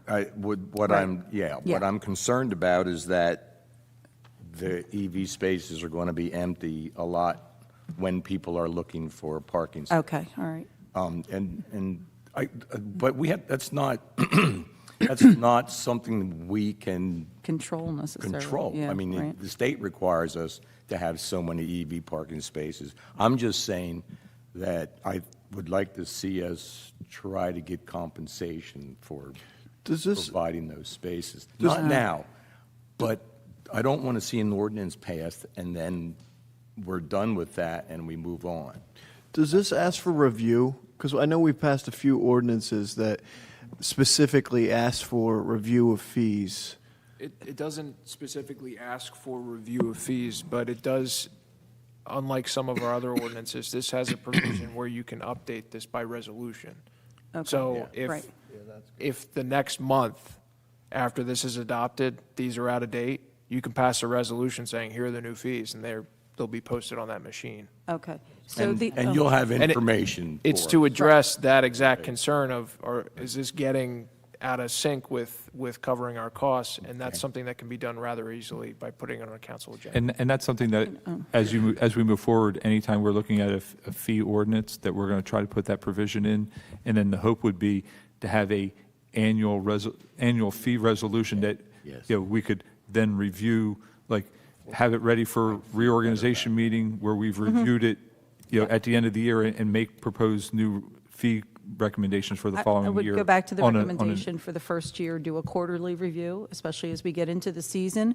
And then I think that we need to have something that stipulates that once they're done charging, the car, as you said, cannot be left in that spot, and that they're given a 15-minute grace period or something. But once that happens, wouldn't they just be responsible, they would get a ticket for not parking in a legal spot? Would they get a notice? By code, you can actually treat it as same as a handicap spot. You could actually have their vehicle towed or towed. But you can also see that if they're still connected to the charger, the fee goes up. So like on a level 2 charger, it's $1.75 for the first 4 hours. After that, it's $3.50 per hour. So, once the vehicle's done charging, if you leave it on there, it starts Okay. it starts increasing the fees so that, essentially they're paying for parking in addition To the charging. Paul, addition to the I just charge. want to highlight that for everybody. Good. If someone stays in the spot longer, past the time the car's already charged, it automatically goes up and up. And so frankly, we would be getting more money than we would if it was just parking. Yeah. And if it's at the Welcome Center, they're paying for the parking Already. why they're there too. So, Year. Yeah. How much vacancy factor Yeah. there is. Yeah. I think collecting the data the first year is a good thing, but City Manager Dietrich, you mentioned something about an email being sent out to everybody that your car is fully charged. that's part of ChargePoint, because typically a lot of these, it's a subscription service or you register with them, and that's part of that is they have that part of their service. I think that's only if you have it set up to get that notification. Okay. I mean, I'm thinking- you might be able to show up there and just pay and not have your email associated, but I'm thinking the way most of these work is they get an email back, to say, hey, Could we add to that email that, something that the city will increase, this will be increased, it needs to be. well, they know the fee gets increased because when that's on the user on the- screen, they're Okay, I don't acknowledging, have any when they of these, swipe so I and pay don't for know. it, they know that they see what the charges are and they know what those fees are. So they already are Okay. acknowledging those fees. It's a lot like Park Mobile. Yes. If you've ever used Park Mobile, a lot of times you have a 15-minute warning. It'll say, hey, you need to feed the meter or else you're going to get a ticket. You have 15 minutes and it's not like the old days where you're running back to the meter. You're just doing it on your phone and that's it. It's just really the same way thing. with a notification from ChargePoint. May I make a comment, Mayor? Yeah, sure, Shane. I appreciate your comments, Mr. Yeager. It really made me start thinking about this. And it's because that entire parking lot over there is Park Mobile, that it'd be real easy to get that information that we're looking for. But the cost is what I started really thinking about. We're in new territory with these things. Electricity may go up. What is the maintenance in the future for these things? And my last question is, do these apparatuses have a warranty? Do you know what that is? When we purchased them, the level 2 chargers, we already have a 1-year maintenance and the service is included. On the level 3 chargers, we have a 5-year process. I believe they have I think it's a 5-year warranty on, just like a general warranty that you'd have on both of them. But we've already signed up for the service, is already prepaid for 1 year on the level 2 and 5 years on the level 3. So it's already included in what we've already paid.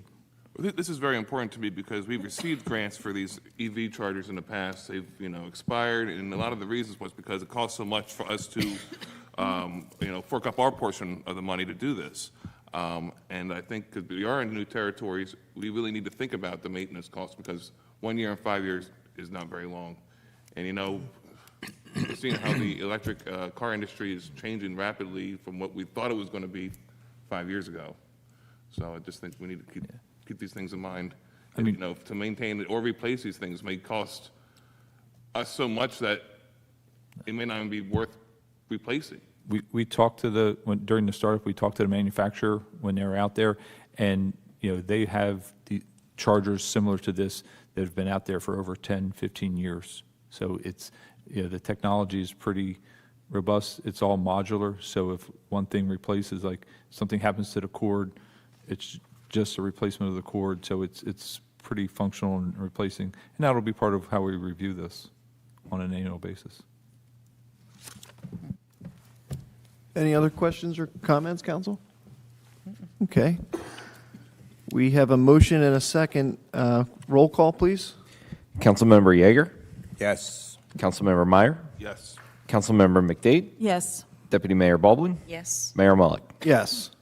All right, next we have ordinance 527-2024, an ordinance to update the uniform salary and classification plan for the Department of Personnel positions in the city of Cape May. Do I have a motion?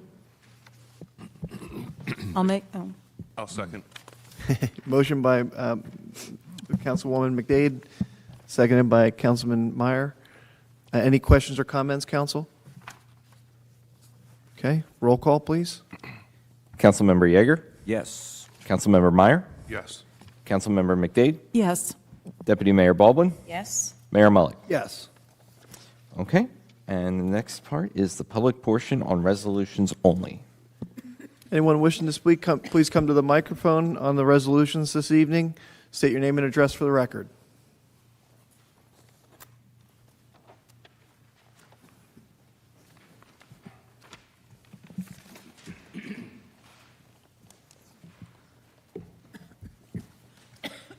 Stacy Shan, 928 Columbia Avenue.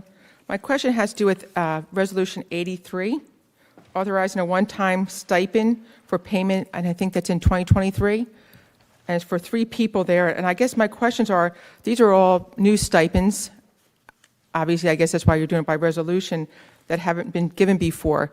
And my question is, there's 2 totaling $6,000 for municipal court and municipal court administrator. And I guess I'm questioning this because isn't that a shared service, and are we not sharing that stipend with West Cape May for that cost? It's really, I'll have to double check it's really it's not for the court administrator, it's for the deputy court administrator and the clerk that's in the court office. So let me look at that real quick. The court administrator is a shared service with West Cape May. The employees that are identified in this resolution are city employees. They're not part of a shared service. They're not part of the shared service? No, they're city employees. And I guess my other question is, for the stipend, what did they do that was above their job? And was it after hours that they did this stipend? Since it's a stipend, I would think that they were doing this after their normal workday, or if it isn't, then were they able to get all their work done? And why are we giving them a stipend for a normal 9-to-5 job? So what had happened last year, the court system rolled out a new set of various programs that required additional training. And typically in the summer, we hire a part-time seasonal person in that office to help with the additional load that happens during the summer with the additional parking tickets that are increase the volume at court. In lieu of hiring that part-time seasonal person, the staff worked to get, instead of having to train this part-time seasonal and they're trained themselves on this new system, they worked to do the required training and do the extra tickets in-house as opposed to hiring a part-time seasonal for that year because of training on this new system, and it was something that was negotiated with the prior city manager. Okay, because I would think that if it went all electronic, it'd be a lot less work for them to do tickets, because that was a whole selling point of going electronic with the tickets. Well, it wasn't our ticketing issue. It was the New Jersey court system changed their processing of how they administered the court on the court side. It had nothing to do with the e-ticketing that we did with the park tickets process. Okay, I just didn't know why this stipend wasn't approved before it was paid out. I can't explain that. We're doing it now. That's why it's on the. Well, it was paid out in 2023. It was not paid. It's not been paid. this, if it's approved, would authorize it to be paid. That's why it's on the agenda. For work that was done in 2023? Well, it's recognizing that additional work that was done, yeah. Okay, because these stipends still aren't added to the ordinance. They're not, because if you look at the title of this, it says one-time stipend payment. Okay. Not intent, that goes to the kind of one-time nature of what was required of the employees. That's what Manager D. So anytime somebody does a little bit extra, they're going to expect a stipend? No? Okay, and then, because what about the water and sewer department? They got a $3,500 stipend. That may become a reoccurring stipend. We changed how right now when at the water treatment plant, if an alarm goes off for a valve or a pump or something not working properly, it would call the operator. He would have to drive in after hours, check on it, and move a switch and do whatever. The new computer system that we upgraded to, it sends the code to the operator at home. He can look at it on their phone, press a few buttons, and then electronically can reset, move a valve, or make the appropriate adjustment. That is essentially, now he is working after hours.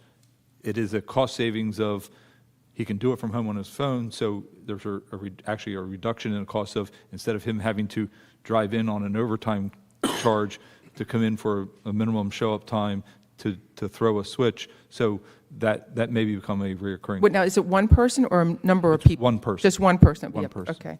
My other one has to do with Resolution 6802, and it has to do with the AME Church for capital preservation grants with the New Jersey Historic Trust. It's going after a grant for $750,000 for interior restoration of the AME Church, and it states in this resolution that the city has already authorized a matching fund of $750,000 towards this. My question is, why isn't the theater company paying for these improvements, and what are these improvements? Because since we removed the pews, removed the plaster walls, I'm not sure what we're restoring in there that would be historic. Well, if you're inside the building right now, it is essentially a shell stripped of down to the studded walls and exterior sheathing. So whether we had a current lease with anybody or wanted to open that building as a public use for the city, we felt incumbent upon, we have to at least bring it back to a shell of a building that's enclosed, finished. At 1.5 million? Based on the current construction costs and values that we've been seeing, that's an estimate that we might have to see. And that's just to bring it back to put some restrooms in, to replace the restrooms that were there, and Well, put electric and heat and air condition and ventilate that existing space. It has nothing to do with whether or not the theater company might want to do an addition and renovate it, put up special lighting for lighting a theater area. It has nothing to do with any of those upgrades that may be Because I didn't know required. if historic preservation included heating and air conditioning that wasn't in the church beforehand. And are we putting on a second can. floor for the theater company also in there? No, That's not included in the price? no. Okay. My other question is just a short one. Resolution 7002-2024, it's submission and the execution of grant applications. And the first one is authorizing to apply for the local transportation project fund grant for funding the promenade. And I just want to know what that promenade funding is going to be for. So last year, we had a assessment done on the entire promenade as part of our submittal to the state for some, I think we applied for almost $24 million of enhancements and renovations of the existing promenade. This is not for the proposed expansion that on the south end that we already have been doing the permitting on. This is the existing promenade as it exists today. So as part of that assessment, we looked at, hey, this other DOT-funded grant has eligible for the promenade repairs, so we're going to apply for a grant to do some of the promenade repairs in advance, since we have not heard if we're going to receive the state funding repair or a grant for the promenade repairs. So, Oh, okay. it's kind of just in addition to, So just for clarification, then this grant is for improvements to the already established promenade? and most of it is for repair. I mean, obviously, if anybody's driven along the promenade, there's, cracking, efflorescence, there's repairs that need to be done to the existing promenade as. Okay, because that wouldn't be the county's responsibility for that seawall that's there? No. No. No? Okay, because I know they're responsible for the other part that's decrepitating, that's decaying there, but they're not responsible for the other part. No. I just want, so it's not for arches or anything? It is not for any of the arches, no. Okay, thank you. And just to be clear, the fund for the AME Church is, a historic trust grant for $750,000. It's a no-brainer to apply for that $750,000.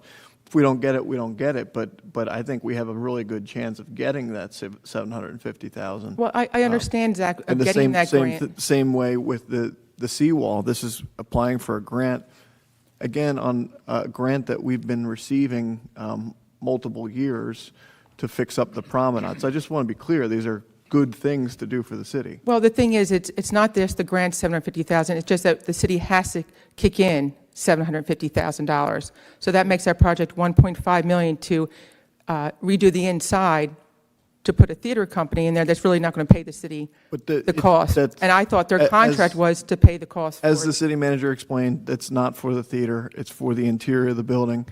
And I think it, frankly, is going to be beautiful. And so far, that project has cost very little money to the taxpayers because it has been done through grants. So this is kind of continuing that.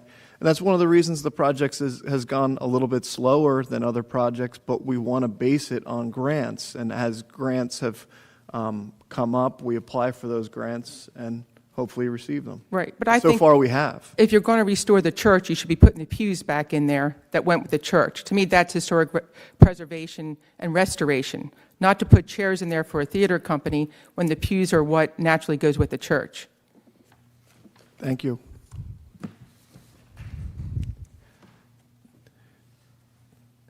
It's going to take a lot to restore that church, believe me, and you got some good people up here working to do just that.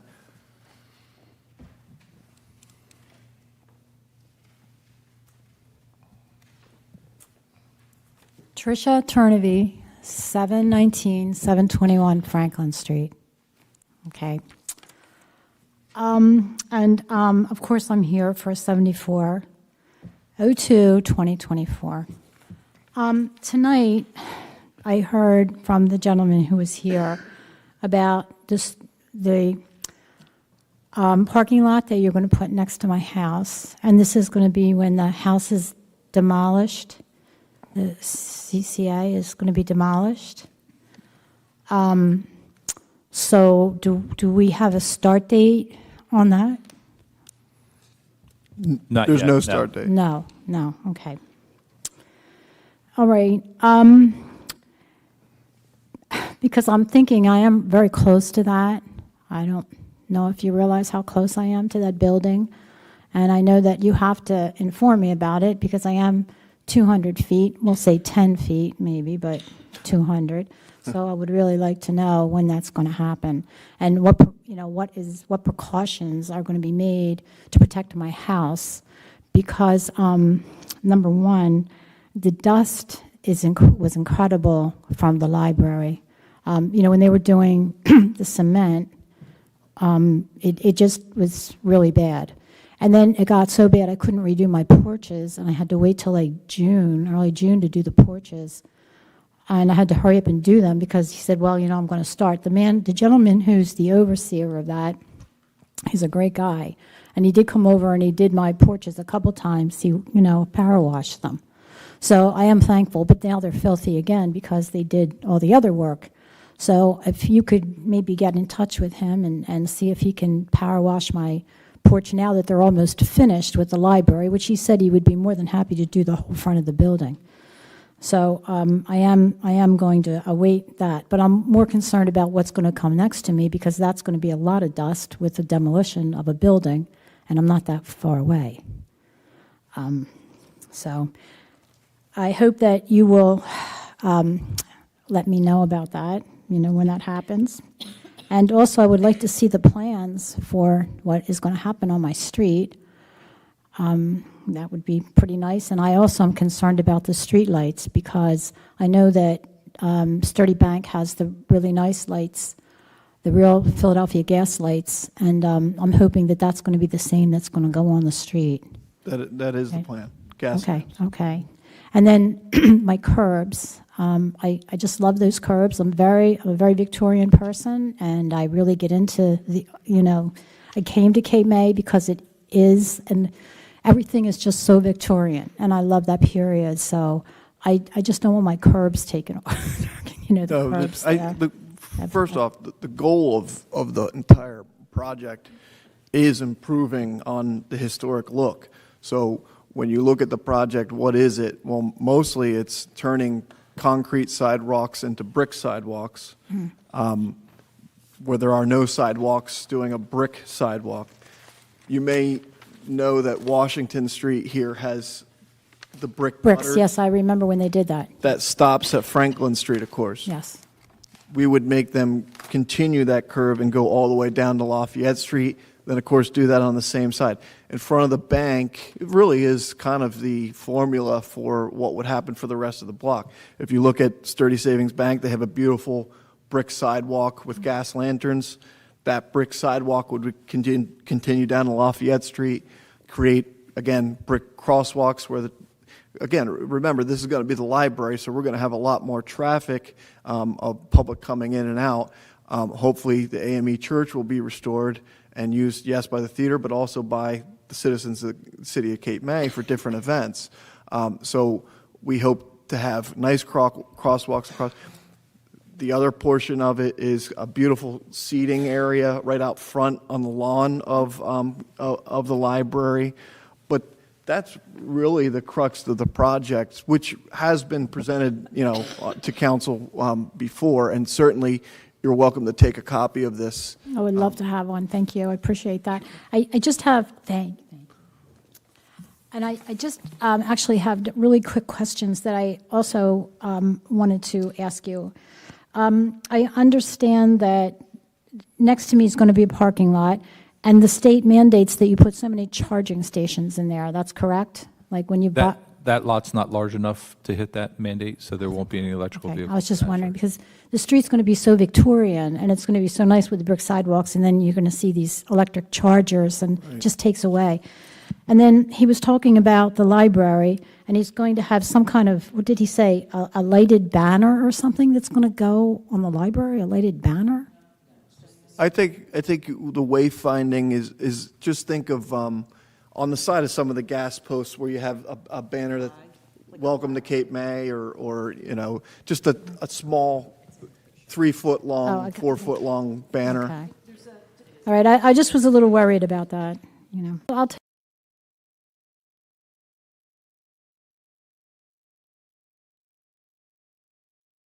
happen, and the street has been under construction for quite a while. It's just one more. I just don't really want it to happen in the summer.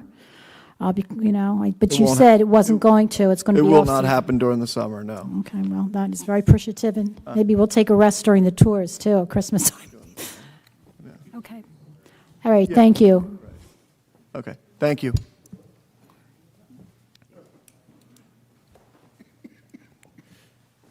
Okay.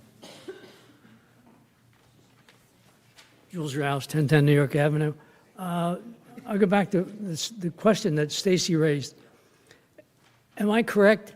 It's $750,000 grant application and $750,000 coming from the city of Cape May to put into that interior of that building to restore it. Am I correct in that? Yes. This council believes that $1.5 million spent on that building is a wise investment. Absolutely. And to not go for $750,000 would be absurd. We need the money. It's going to be an expensive project, and we want to get it done. If we don't get the grant, then we don't get the grant, and we don't spend that amount of money. But I think to restore that church to what I think I hear from most people is that they want to restore it to the grandeur that it once was. Yes, that's going to take some funding. And let me just say, I think we purchased that property for $400,000. $400,000 for 2 lots in the city of Cape May. That was a very wise investment. And that building a couple years ago was listed on New Jersey's 10 most endangered historic sites in the city of Cape May. We have restored that to the point that you see it now with a cedar shake roof, restored the beautiful stained glass windows, painted the building, gotten everything on the exterior watertight, redid all of the necessary siding, all of those things that all for basically no money to the taxpayers. So this process to not only save the building, save it from the top 10 most endangered list, again, same with the Franklin Street School, same with the Harriet Tubman Museum, all of those things were, just a couple years ago, were on New Jersey's top 10 list of most endangered historic sites in the state. So to do these things is going to cost some money, but I think if we're able to get a grant for $750,000, we'd be crazy not to match it. My next question is. And Frank, could I just, Jules, if I could just interrupt. If the bids come in and the price is only $1 million, We don't have to then spend it's it. $500,000 from us and we only use $500,000 of grant funds. But Well, that was we've my next- estimated at the higher point just because of how construction costs have been. But if the bids come in less, then it's still we're getting 50 cents on the dollar for those repairs. So it's still, but if it's less, we'll spend less. That was my next question. If you don't get You don't have to spend. 750 grant, what will you do? So if the grant is less, you'll be matching that same grant application approval? If we don't get the grant, we may be spending it 100% out of city funds. Or are you going to spend the 750,000 city money regardless of what the grant is? No. That's not irregardless, no. Okay, I just want to make it clear. Regardless. I do not object to the restoration of that church at all. In fact, I think it's primary. What I have a problem with, frankly, having been in that building business a little bit, I find $150,000, $1.5 million going into that building to be a serious issue. Okay, my next issue is number 7602-24. Can you give us an explanation of that $217,000? What was the security camera project entail? Chief, I'm sorry, go ahead. The bids were rejected, obviously, because we only received one bidder, and it was over what we had anticipated for that project initially.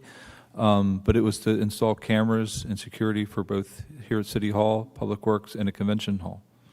Okay, Most of it exterior cameras. so it's primarily new camera. Additional cameras to provide security, which not only is securing the buildings, but also verifying we have a lot of trip and fall cases around, and having those cameras are valuable in those kinds of things to help limit our liability to show if something did happen or didn't happen. I think camera security, as the chief knows, is a great asset.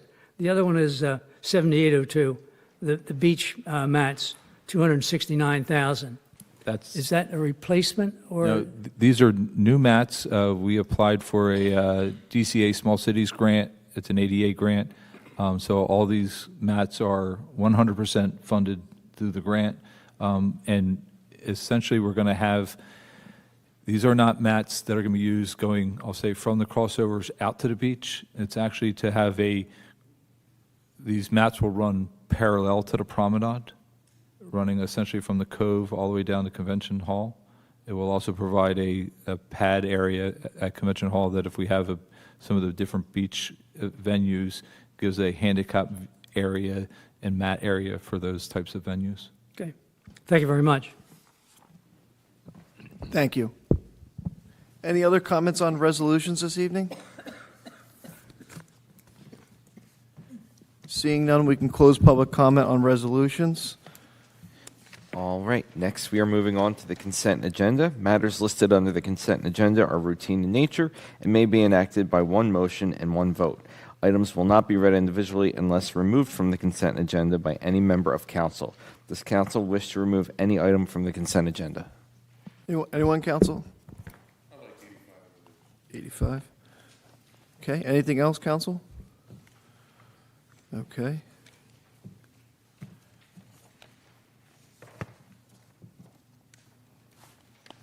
Do I have a motion on the resolutions? I'll make that motion. I'll second. Roll call, please. Councilmember Yeager? Yes. Councilmember Meyer? Yes. Councilmember McDade? Yes. Deputy Mayor Baldwin? Yes. Mayor Mullick? Yes, I know we removed 85 there, apologize.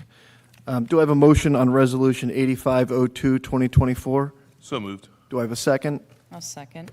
Questions or comments, council? Anything? Okay. Roll call? Councilmember Yeager?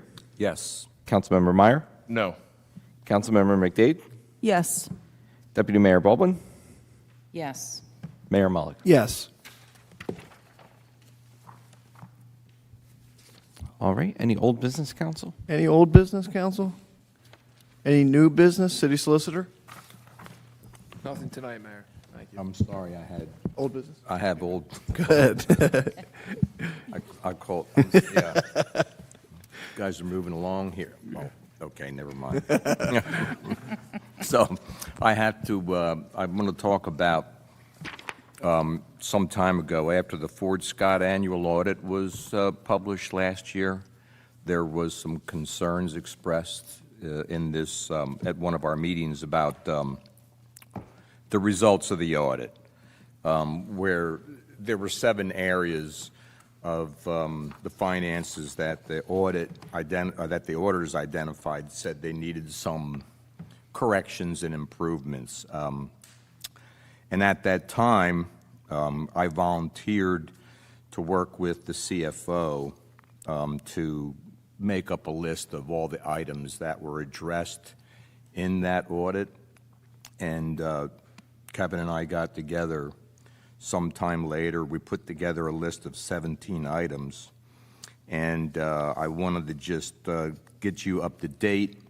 The critical items that were related to reconciling the city payroll and the clearing accounts and the account transfers to accomplish the segregation of accounts, I'm happy to say have all been completed. And I believe Kevin had talked about that in a previous meeting.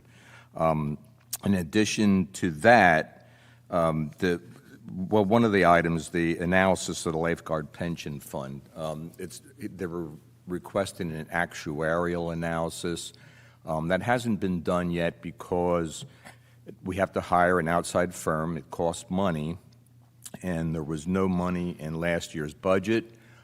Kevin has made sure that there is a line item in this year's budget to hire a firm to do that actuarial analysis, so that will be performed sometime in early 2024 once the budget funds are approved. With the rest of the items, everything's been moving along. 6 of the items addressing payroll procedures and forms were all part of an ongoing process throughout 2023. There are quite a few items in there to be worked on, and at this time, only 6 issues of the 17 that he and I identified remain. And all of those are expected to be addressed prior to the next audit, which will be, I guess, sometime early this year. So just to let everybody know, the audit was not ignored. It was the critical items addressed right away, and everything else is under progress. So Perfect. Thank you for your work on that, Mike. surely. Okay. New business, city manager? Thank you. I just wanted to put on the agenda we received from Stockton the annual report for the beach monitoring. I think it's real important just to highlight that, just so the public sees that we do keep an eye on the beaches annually. So this is the summary report that the Stockton did. There was an overall loss of obviously beach sand on the beach, but it was kind of, some of the beaches lost some sand and some of the beaches gained. The beaches that gained were more towards Baltimore and the Beach Club area up that way, but obviously as you got in the center of town, Grant Avenue and then that stretch through there is where we lost a lot of the sand on the beach. So it just is always good to keep an eye on it, and we share this information with the Army Corps of Engineers as they move forward with a next potential beach fill in the upcoming years. And sharing it with Taylor as well? Yeah, this is Yep. also, we have the beach management consultant getting on board. They've been collecting all the data, and this is part of the vital data. They've received all the Stockton data reports, so they'll be able to plot all that and really give us a historical analysis, as well as they're in the process of getting all of the Army Corps and DEP surveys, and then they'll kind of put that all together and report back to the Beach Safety Committee on an initial report before they bring back to the council on some potential recommendations. I think, Paul, we were expected to get that maybe in sometime in the summertime. Yes. Yeah. Yeah. Which is really going to be good information that we'll be able to see, real-time data. Yep. As far as how things are shifting, what are the recommendations, and where we need to go. Thank you. And then the other item I had was the parking management system. I know we briefly touched on it. We had 5 vendors, again, that submitted RFPs. Wasn't able really to be able to have all the staff review it and able to have a recommendation for tonight's council meeting, but I anticipate at next council meeting to make a recommendation for the park management system at the next meeting. That's great. Okay. Stepping in, Deputy City Clerk, any announcements? Yes, so on March 11th, from 9 a.m. to 3 p.m., the Cape May City is sponsoring an American Red Cross blood drive at Convention Hall. So you hear it all the time, but it's the truth. The need is great, and not that people need any more reason to visit Cape May, but tell your friends and family, come on down, donate to a good cause, and let's make a difference. So, Thank you. thank you. Deputy Mayor? Just one thank you to our city manager. We, as a council now, are getting real-time updates on all of the projects that are going on, and I really appreciate that. That's, really kind of keeping us in the loop as far as what is happening, because there's so many moving parts, and you keep us really up-to-date and informed. Thank you. And again, if you see anything that on what I'm tracking that's not on there that you want me to track on a regular basis, just let me know and I'll add it to that list. Councilwoman McDade? Just very briefly, working with Chief Fashel and Casey Radigan, we're trying to look at additional safety tips around use of LSVs for the summer season. And we got a suggestion actually from Bob Elwell, was a very good one, about maybe having the vendors put something on the dashboard highlighting the requirements for driving age, child restraints, things like that, just something, a small placard.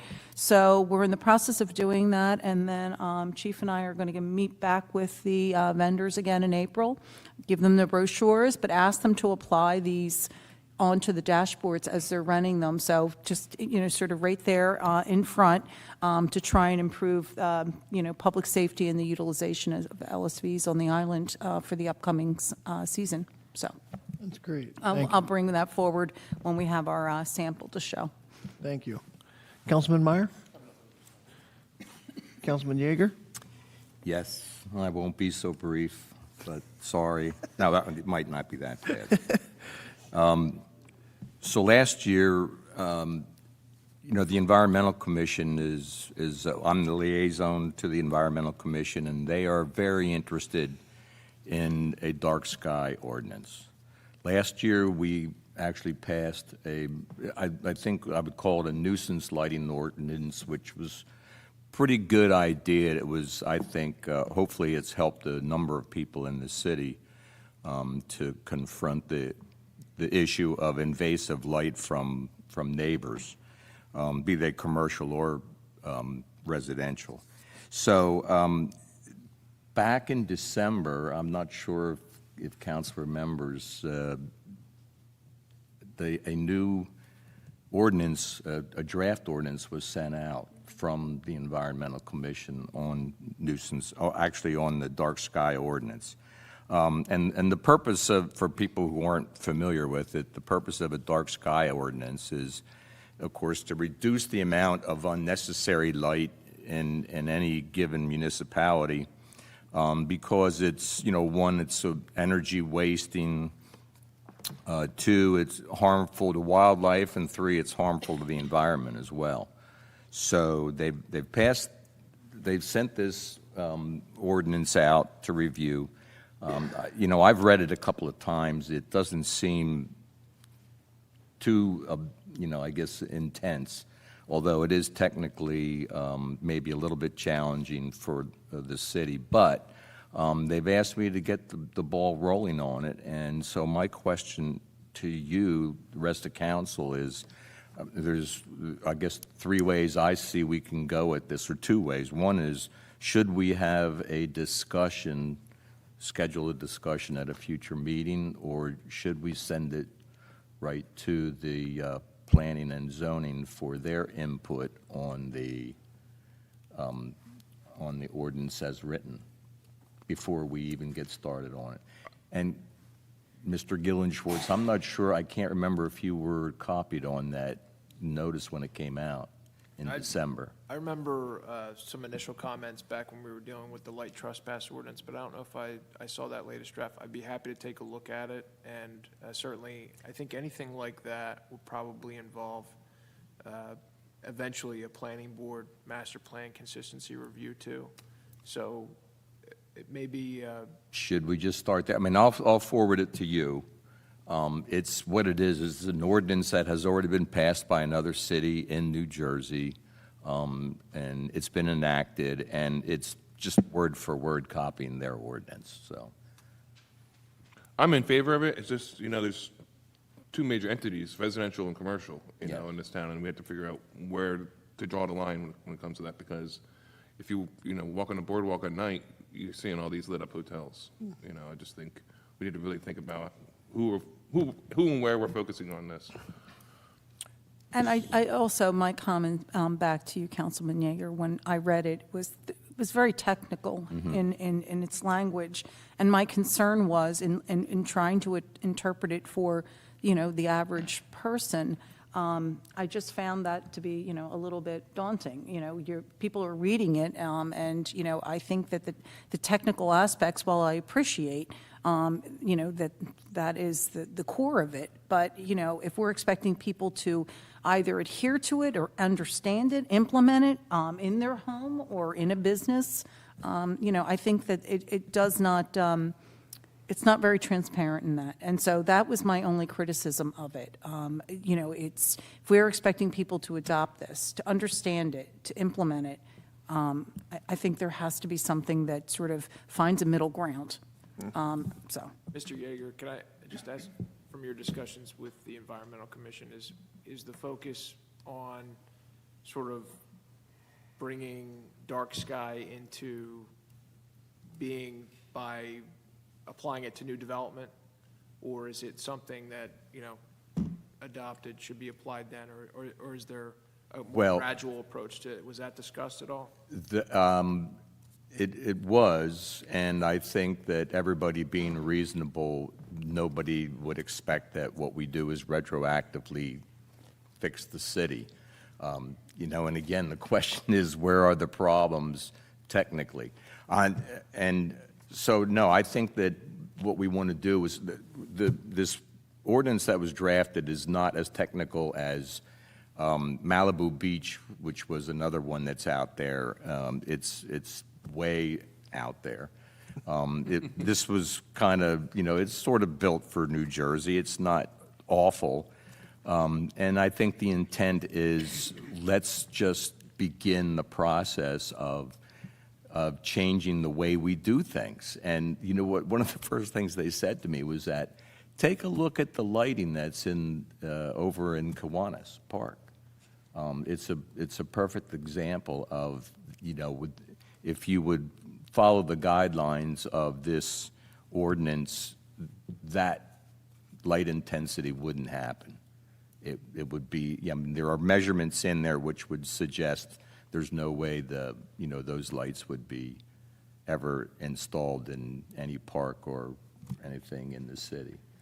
So, Safety, and, those are the kinds well, of things, yeah. that's all, and I think it's, again, it's all addressed by the fact that this has been analyzed, and all of the standards have been established by international organizations. Can I make a suggestion then, based on this discussion? Because I'm hearing Councilwoman Dade's concerns about safety, and there's always going to be some competing interests with this. Sure. Perhaps what we can do is I can get together with you on the draft ordinance that's floating around, reacquaint myself with that, and maybe we can have something more substantive for council to consider the five of you next meeting, or, an upcoming meeting, so that. Yeah, I mean, and my real question was, do we discuss it here, or do we have technical input from HPC? Yeah, I mean, I would agree with And having zoning. planning and zoning, taking a look at it. Planning. I'm just giving you my feedback after having read it a couple of times and just trying to, I'm looking for the adaptability in the community. And from my perspective, it's sort of, is it new development? Is it existing? Are we going back and telling people to change, their current footprint of how their lighting impact is? And that's what I'd like to make sure we don't put together. So I'll forward this to you, and we can bring it back here again and have a discussion as to, do we forward it or don't we? We have to forward it. Yeah, So we should do that. I mean, in its current state. Well, what's the Let's look normal at it. process? Don't I we? think Chris has had good advice. Yeah, if you plan on pursuing it, I think that's what you're trying to determine, whether this is something council wants to pursue at all, and if it is, Well, I'm sorry, that's not it. Okay, I'm sorry. I want to determine, I think we want to pursue something. okay. Okay, so what I'm asking is, how do we get to that something? We've got to start. Do we discuss it in council first, or does it go through the other three? HPC. I would think my opinion would be to send it to the zoning, to planning, to ensure that it aligns with the master plan. HPC has their design standards around lighting.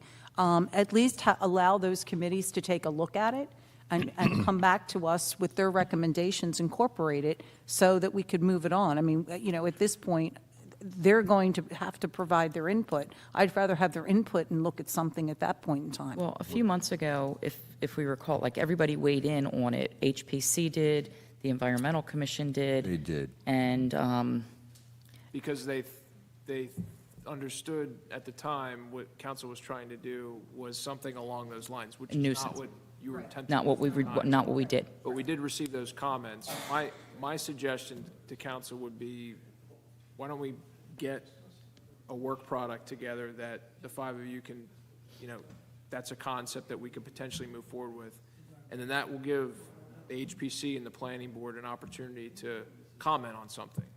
More than a concept, here's an example of what we might consider. And that can be redlined, commented on, and then at least we're working from a document instead of more than a concept. I'd rather have, yeah. So we can have a draft that you would provide as a matter of discussion at whatever the next meeting? Upcoming meeting. Okay. And that could get the ball rolling for that. And council could Everybody adopt else. it on first reading or not, or we could just recommend that the planning board review it for master plan consistency. Yeah, that's like good. Put it on Okay. for first reading. All right, great. I just have one question. Does that include uplighting for trees? Yes. I love uplighting for trees.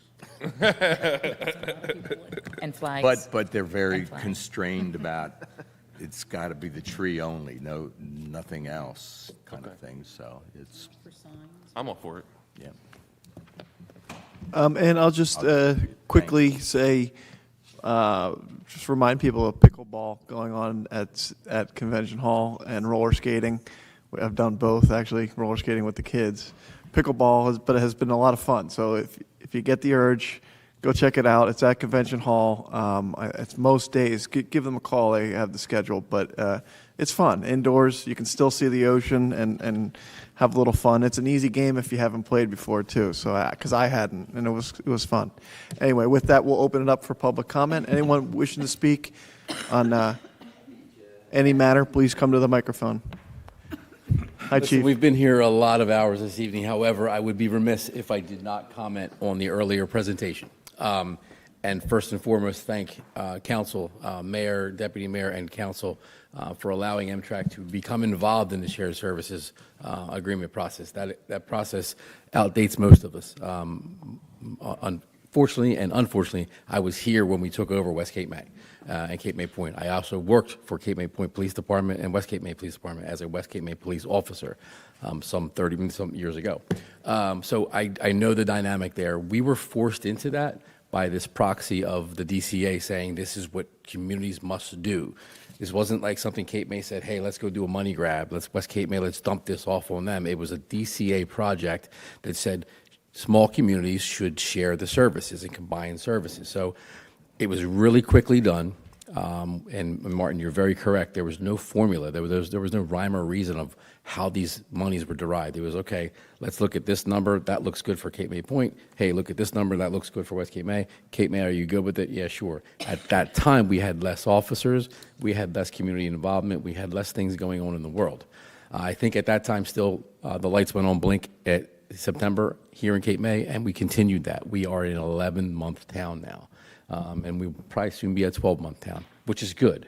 However, it costs money. The mayor and I have been in several conversations of how we've extended, not we, but the community has extended the seasons. Who's going to pay for those? Who's going to pay for these things? So the one thing I will say is during these meetings, and I applaud Martin and Steve and Ms. McDade, and also Mr. Gillingsports and you too, Dennis, for being in the meetings, because it's grueling when they're sitting there taking numbers that are outdated and contracts that have evergreened, and you're looking at things that you don't have answers to of what, if you gave Martin a math problem, he'll solve it. But if he has a blank slate, it's hard to make up those numbers.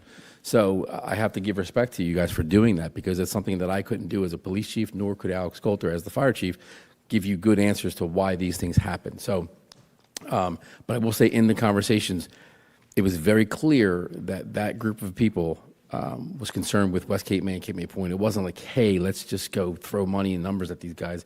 It was a compassion of those communities are our friends, our partners, and our sister communities. So we thought about that, and we looked at how to best give them that information.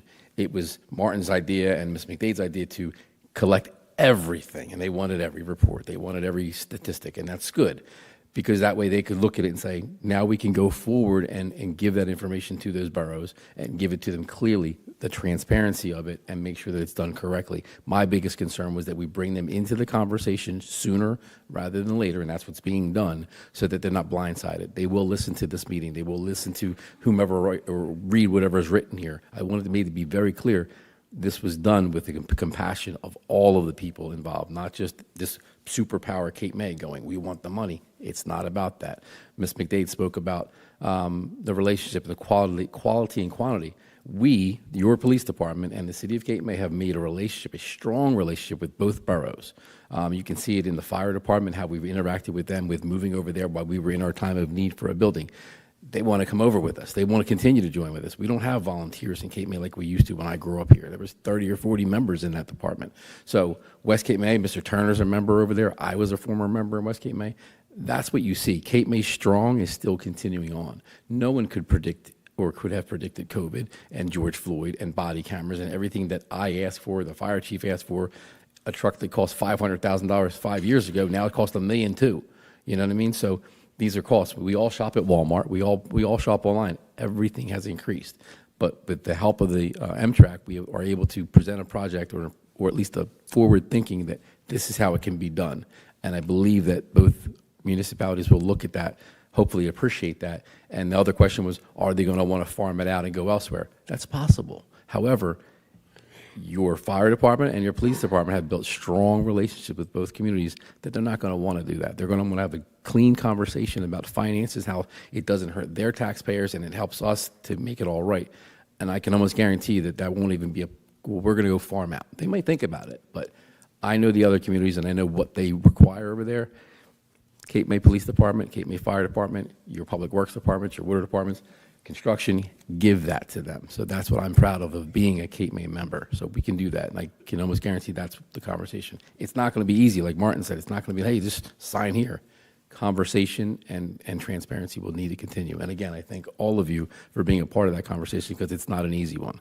And any type of agreement like that, we're not just buying tulips, we're buying services. So thank you. Thank you, Chief.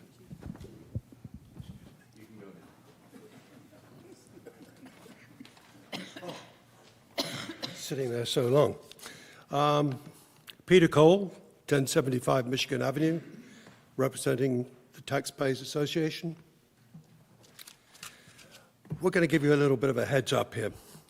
After the 16th of January's council meeting, when you unanimously agreed to look into the aspect of cutting costs in the departments here, the TPA met on the 2 days later, and we discussed what perhaps we might like to say on this matter.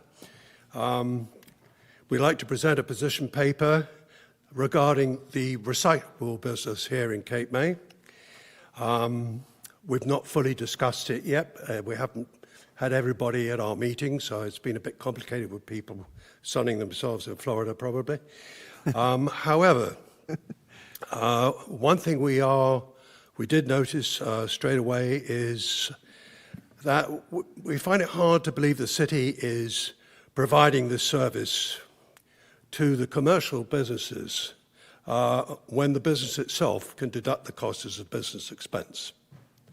That is one of many aspects of what we're looking at, but I'll just give you a heads up, that's one part of it. We'd like to discuss this further at our next meeting, and I'm going to announce that, which is next Thursday, Thursday the 15th of February at Convention Hall at 1 p.m. Peter, just to interrupt you, but we'd be happy to provide any information for that meeting that you might want, of course. Yes, thank you very much. We'd like that, because this is something that we should be working absolutely with the city with. I mean, it's good for taxpayers and it's good for the city too. Thank you very much. Yeah, absolutely. Thank you. Thank you.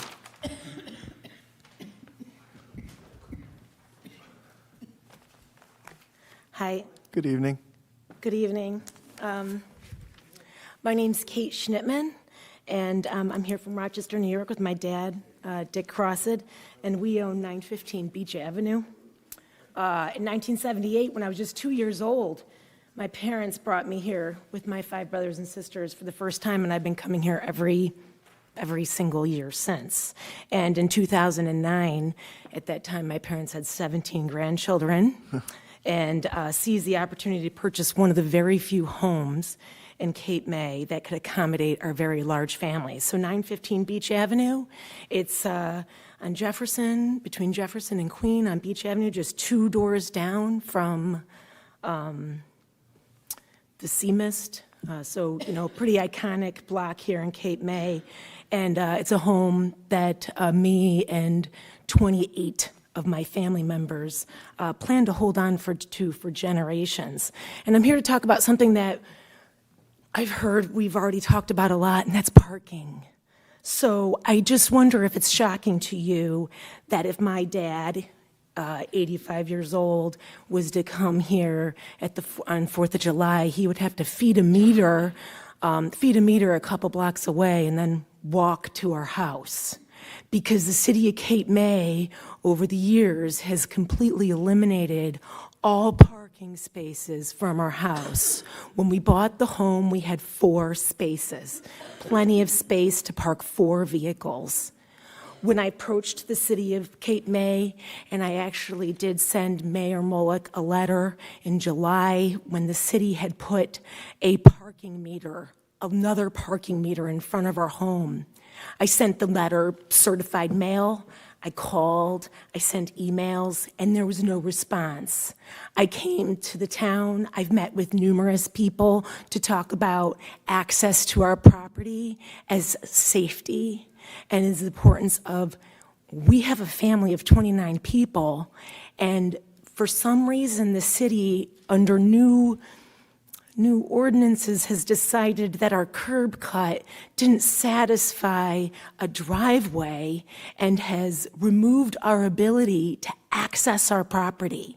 So what we used to have, when we bought the house, it was the tradition here in Cape May, those houses, people could you could park your cars on the front lawn. And that was what was done. That was very common practice. The town said that you couldn't do that anymore.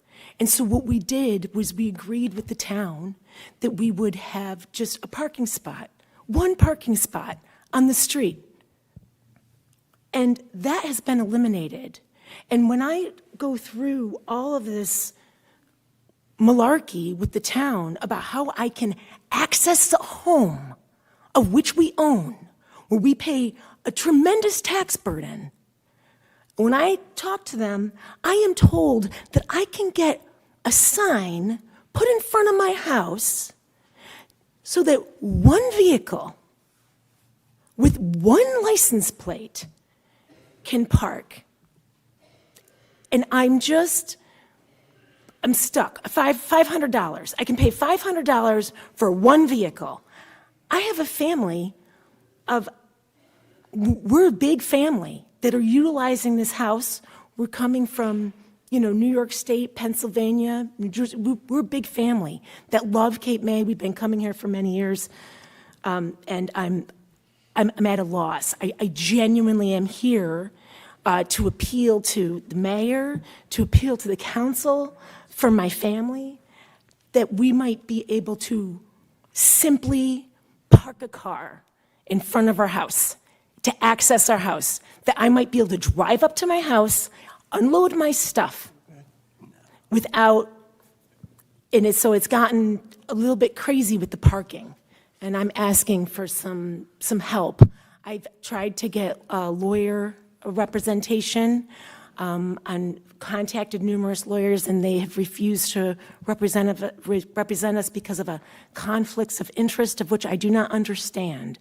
So it seems like there's something here I'm missing, and I came here from Rochester just today for this moment to ask so I can possibly come to my house this summer and park a car. So I've actually, I think, spoken to your father, I believe, and have had actually, I think, a conversation with even your landscaper. But I can't, as mayor, retroactively say, yes, you can have a driveway. I mean, I just want to be clear about that. I'm just That's not my asking, authority. we did ask for a driveway, and a driveway was denied because we were told, But I just want you to be clear that I can't say that, yes, you can have that. of course you That can. has to go But I'm asking for a process. I'm asking for just common sense. That's all. We bought a house in 2009. We had 4 parking spaces.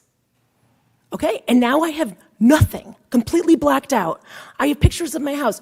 I know that we don't have meters, but from October, just cars. It's the most, everyone wants to park in front of my house. So why? Isn't there some way? I mean, if there was a fire in my house, you want to talk about my landscaper can't get to my house. Not in July, because there's cars parked all around the house. So I'm asking for one parking space for 29 people, so I think it's pretty reasonable.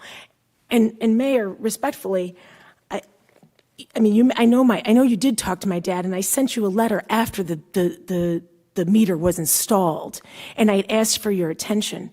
Of course you can't. I understand your limitations, but what I'm asking for is a process, and I'm asking for common sense. That's all, because it seems like a rational person would sit here and say, wow, that makes sense, that somebody who owns a house should be able to access their house with a vehicle. There is a process for all those things in the code. There's designated spaces for handicapped individuals with placards if they reside at the premises. There are owner-occupied resident permits for people that live there. For one vehicle.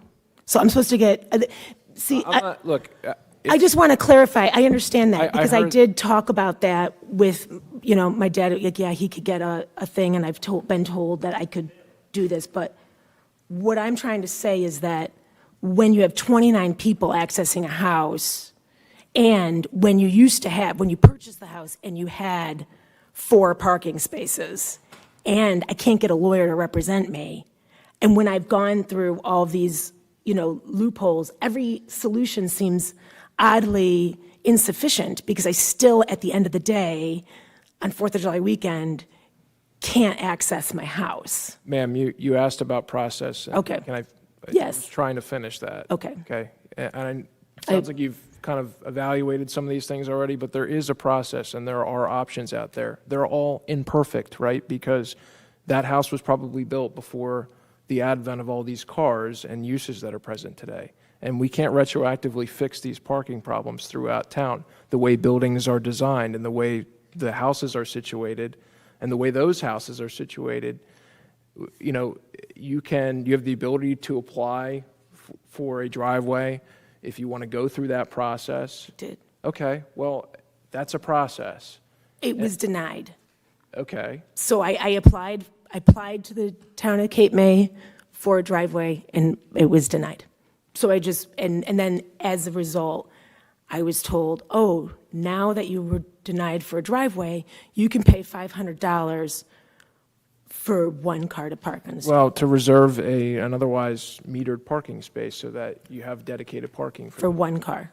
Well, So I'm supposed to pick a car. I didn't profess that those were perfect options, but they are options, okay?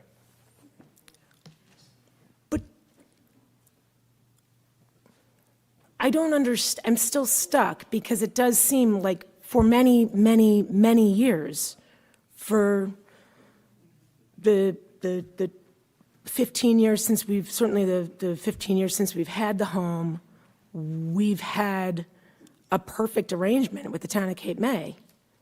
We just had one spot, and that has been revoked because my curb cut, which, by the way, the town of Cape May redid all of the curbs, okay? And they put my curb cut right back there, which means nothing. Like, I had a curb cut that used to allow me a space to park a car, and now the curb cut won't give me anything. So I'm just, it's like something happened when we weren't paying attention. And I got this letter from the town of Cape May saying that somehow I don't satisfy their criteria. And not only that, I have photos, and I'm happy to show you. As of October of last year, there was not one house on the street that was completely blocked off like my house. Not one. Other houses have preferential treatment. I have a neighbor 3 doors down. They actually had a meter removed from the front of their house around the same time as which a meter was put in front of my house. So I'm sitting here like, oh, that's interesting. So they don't have a meter there, and they park their car right in front of their house, and they have a driveway. So I'm like, wow, that's just, I mean, I have photos I'm happy to show you. I mean, we have people down the way, they have no meters, no nothing. Just, so, and that's what I'm talking about with safety. When I'm saying, like, can the fire department access my house? No. Can the police? No, no one can come to my house with a vehicle. And that just seems so the process, I've gone through the process, and every time I go down a different avenue, I'm stuck with another solution that is somehow inadequate for a home that is shared by 29 people. It's always going to be inadequate, and I can hear your frustration, but there is the process out there, there is an option, but all you can do is mitigate these things, right? Because you're talking about parking in front, that's a beautiful area. I know your house, it's a beautiful house among other beautiful houses on that row, but you run into things in the city of Cape May because parking in the front yard is something that the historic preservation standards don't. We don't want to park in our front yard. We just want to park a car in front of our house, or we want space in front of our house where tourists are not parking. We don't want to park a car in our front yard. We just want to be able to access our property, which to me is beyond just parking. We're talking about accessing a property that you own. So we're kind of beyond 5 minutes, which is fine. One of the things here is this is a zoning issue, and apparently the zoning board denied it. Is that what you're telling us? Yes. Okay. So we applied for. I mean, I just want to be clear that this council doesn't know this. I mean, I've gotten a letter, but we didn't have kind of the facts presented to us and advice from the solicitor of the zoning board. I just want to be clear that you went through the zoning process, they denied it. There's an appeal process, and I'm not advocating one way or the other. And all I can say to you is that I'd be happy to look into this, but just don't expect the mayor and no one up here as a city council member is going to be able to overturn the zoning board. I just expect an answer and some acknowledgement that this is a little bit unreasonable. I mean, can we acknowledge that it's unreasonable that there is a home that is inaccessible? I mean, that is the most ridiculous.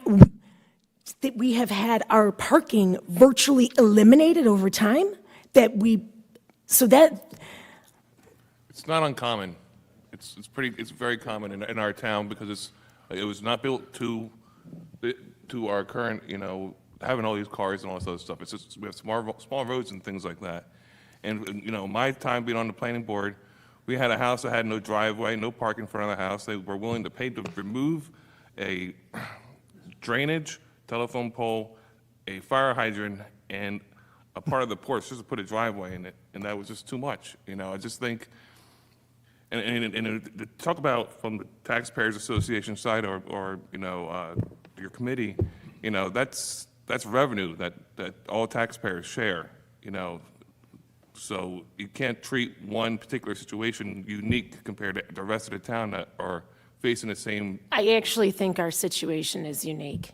And I think, and like I said,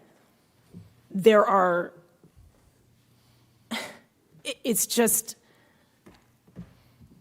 the why. Why was it that we were entitled to have a parking space with our curb cut and then it was just removed for years? Like we're talking about for one spot. When did this occur? 2022. So I have here just some photos. If you're interested, I can give this around. This was some pictures of the historical parking where we used to have a driveway. When the town told us that we knew we couldn't park in the front anymore, we removed that. We put grass there, and the curb cut was there. And then the town moved a meter in front of our driveway in 2010. The town moved a meter in front of our driveway, and the town gave us a spot on the other side and said, you get a driveway parking permit. I actually have a valid driveway parking permit. But unfortunately, the driveway, there's nowhere to park it because there's meters there. So the town has given us and reissued a valid driveway parking permit, permit 102, every year, but we have nowhere to put it because tourists are parking in that spot. And then I have some pictures here showing how just over time, how we've lost our space. And I also have pictures here of our neighbors who had a parking meter removed. Just for what reason, I don't know how that works. I have pictures of other neighbors on our street that have favorable parking, and I have that here. And I also have a letter that I wrote to the mayor where I kind of explained some of the things that we've gone through over the since I think we've been struggling with this since about 2020, I would say. there was the town remarked the ground. So we used to have a orange marking, and the town repaved or did something, and we lost the marking, and we had asked them to redo that. And that went on for a couple years. And then in 2022, when we appealed, that was when the town said that they would not give us a driveway parking permit, which that was the agreement that we had had for the 15 years or so, was that we had a driveway parking permit. And so they said that they couldn't give it to us because we didn't have a driveway. And the reason why we didn't have a driveway was, again, the town said we couldn't park in front of our house anyways. So, and I know that this affects, and I know that the town is redoing their, your parking situation with your whatever's, we don't have meters anymore, and I know that this will affect a few of my neighbors that I know had the same arrangement we had, and I know that it's probably been taken away, and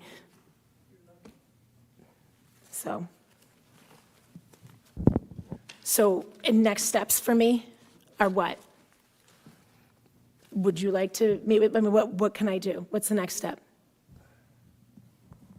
Look, I'm not your attorney. I'm just asking. I can't get an attorney, which would be great if I could get an attorney, but there is no one that will represent us, which is just.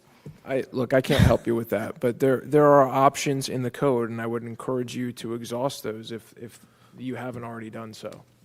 Okay? From where I stand over the last 3 years since I've been dealing with this, I think I've run up against a wall. That's why I came here. That's why I drove from Rochester to be here tonight, because I don't know what else to do. So I'm stuck. And again, I'm representing a large family.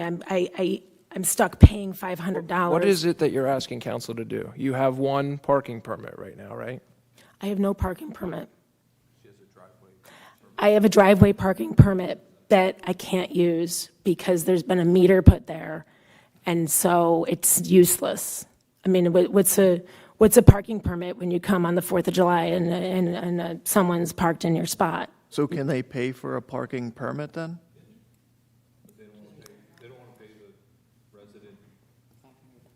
There's no, well, I could pay for the resident $500.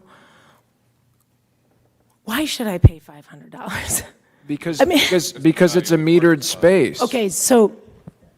It's on-street parking that would otherwise be used by the public. Instead, it would be dedicated So- to somebody who lives there, does not have off-street parking. That's what that's for. The $500 is, according to the Cape May rule book or whatever, is for one car, one particular car. And like I said, that is very complicated for my family.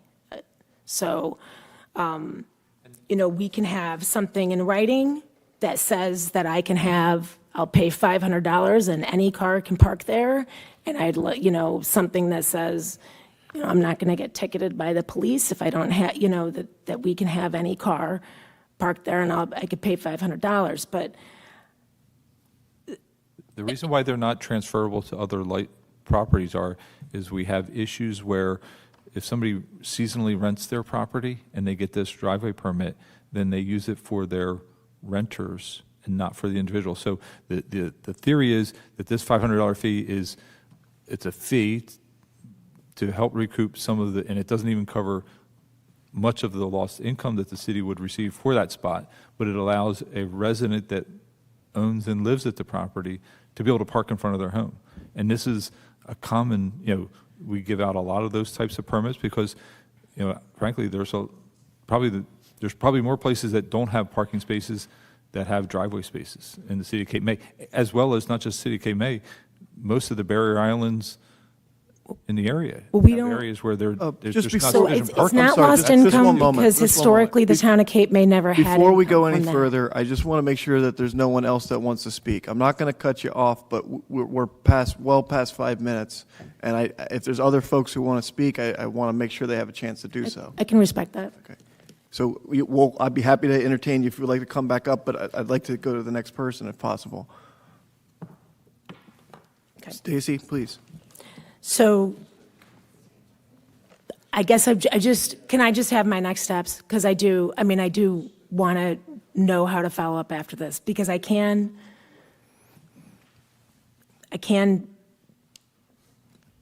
pay $500 for the space, but There's it an owner's needs. parking permit available, but it's not for purposes of using it for seasonal rentals. We It can be don't used rent for- our house. We don't rent our house. Okay. So we don't rent our house. It's not rented. That's fine. We're- There's an option in the code for that. And can you help me find that option? You can go to the city clerk's office and apply for the permit. And I will get in writing that this will be for any vehicle? No, you can apply for, we're not writing a new code on the fly for this. There's a provision in the city code to apply for this type of permit. You can apply for that type of. Okay, I have to insist. We have folks waiting, and we will come back to you. That's. Stacy Shan, 928 Columbia Avenue. My first question has to do with ordinance 527. Usually you do cross-outs and additions. I didn't see there any cross-outs and additions in that one. So I noticed that there's 3 new stipends and 3 taken away.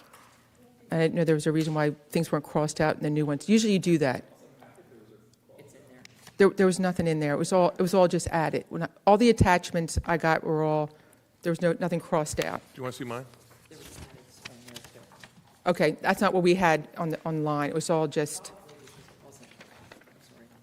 Yeah, I don't know if it would be until it's passed. yeah, I mean, they just had all the new ones listed. They didn't have, usually though, when Mr. Gillen Schwartz does a ordinance, he does do for the public what's been added and what's been crossed out, like you did with the one previous before that. Oh, not the actual. Yeah, I wasn't the author of this version, Yeah. but, and some towns don't even do the red line like we've done in the past. Okay. But the agenda packet that was sent out had the red line version in it. Okay, I mean, it you wasn't. reach out to the clerk's office. Sure, I'll get it from her, and that's fine. I guess my question were about the 3 that were added. Is there any kind of description of what the job entails? Because I think before we had put that in there on what they entail. Well, I think we only added 2. Well, you We added added the, safety coordinator. Right. And that's a position under the JIF that they coordinate, it's a safety coordinator position under the JIF title, so they do work for that. The other one is after-hours water sewer response was the one that I discussed earlier. Right, That they okay. do the after-hours response. So those are the 2 okay, is it listed added anywhere that sections. these descriptions are what they are, or? I think, No. I mean, I just described, I know, but usually they put them in writing at the clerk's office, I thought, so that anybody knows what the description is for the stipend. they're pretty, I mean, we don't have a written description, but they're pretty explanatory to what they are. Okay. My second one has to do. And the GIF has a description of what they require. Right, it just says safety coordinator. It doesn't Yeah. say JIF safety coordinator, so Okay. I didn't know it was Understood.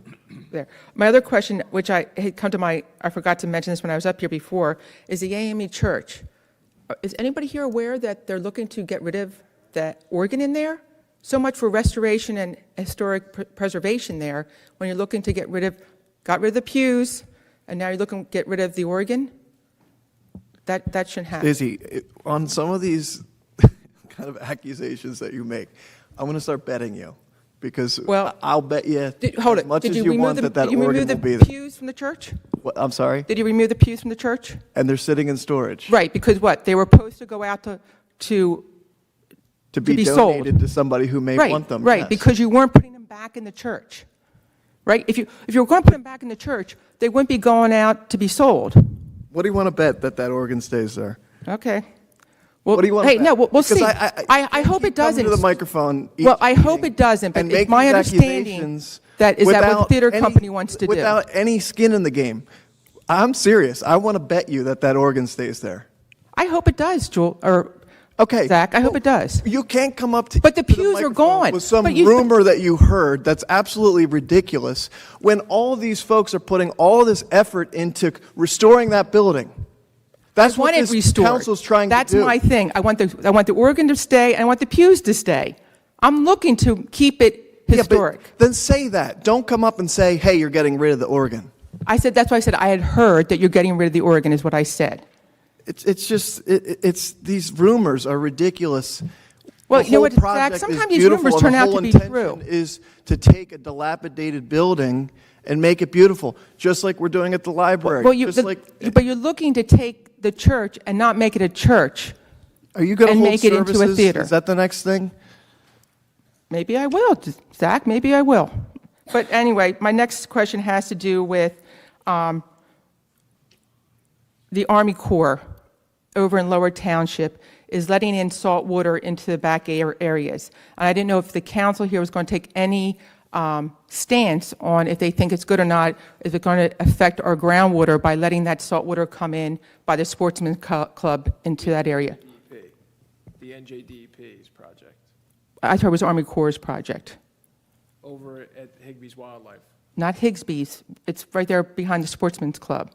That is Higby. Right, But, right by the magnesite plant. Right, yeah. The purpose of that is twofold. You know, about 9 years ago, I saw a presentation at the Mosquito Commission, and it's about reducing, you know, mosquito larvae back there by creating more of a flow with that tidal creek. As part of that project, they're also going to build a berm on the inland, a very large area, you know, inside the meadow. So if you ever walked on the trails there and you took that high hill and looked out, that's where that berm's going to be. So these areas are going to be protected from that tidal flow. Right, but I didn't know if it, I was just wondering if the council had taken a stance on it, because it will be allowing saltwater to come in closer, and it could be contaminating some of the people's wells with salt water. Well, I support it, I personally support it because they're trying to create better outflow with that project as well. The water does come in there already. No, right now it's all fresh water, I believe. No, that's a tidal creek. That creek fills up from the bay, goes into that area, and then it drains out every day. And that's why every other day, that's why the creek changes directions if you go there, as much as I You know what, they're having a meeting on Thursday night, and that's, I guess they'll have more details. To answer your question, I've personally let the DEP know my stance on not wanting, though, salt water coming in. But, look, it's not our project.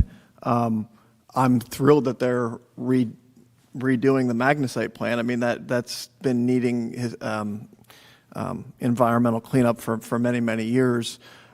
So I'm thrilled that they're doing that. I think, to be blunt, I think it's dumb to bring salt water further into our community. Yeah. Okay. I was just wondering if it goes any further about maybe council taking a stance on that. My last question, be really quick. Since the firehouse isn't completed yet, it was supposed to be done in the fall, I think it was something in the contract that said that the contractors would have to start paying for when they are late, like every week or so. Is the city going to look into them paying for the fact that the project hasn't been completed? No. Any other public comments? Motion to adjourn? So moved. Thank you. How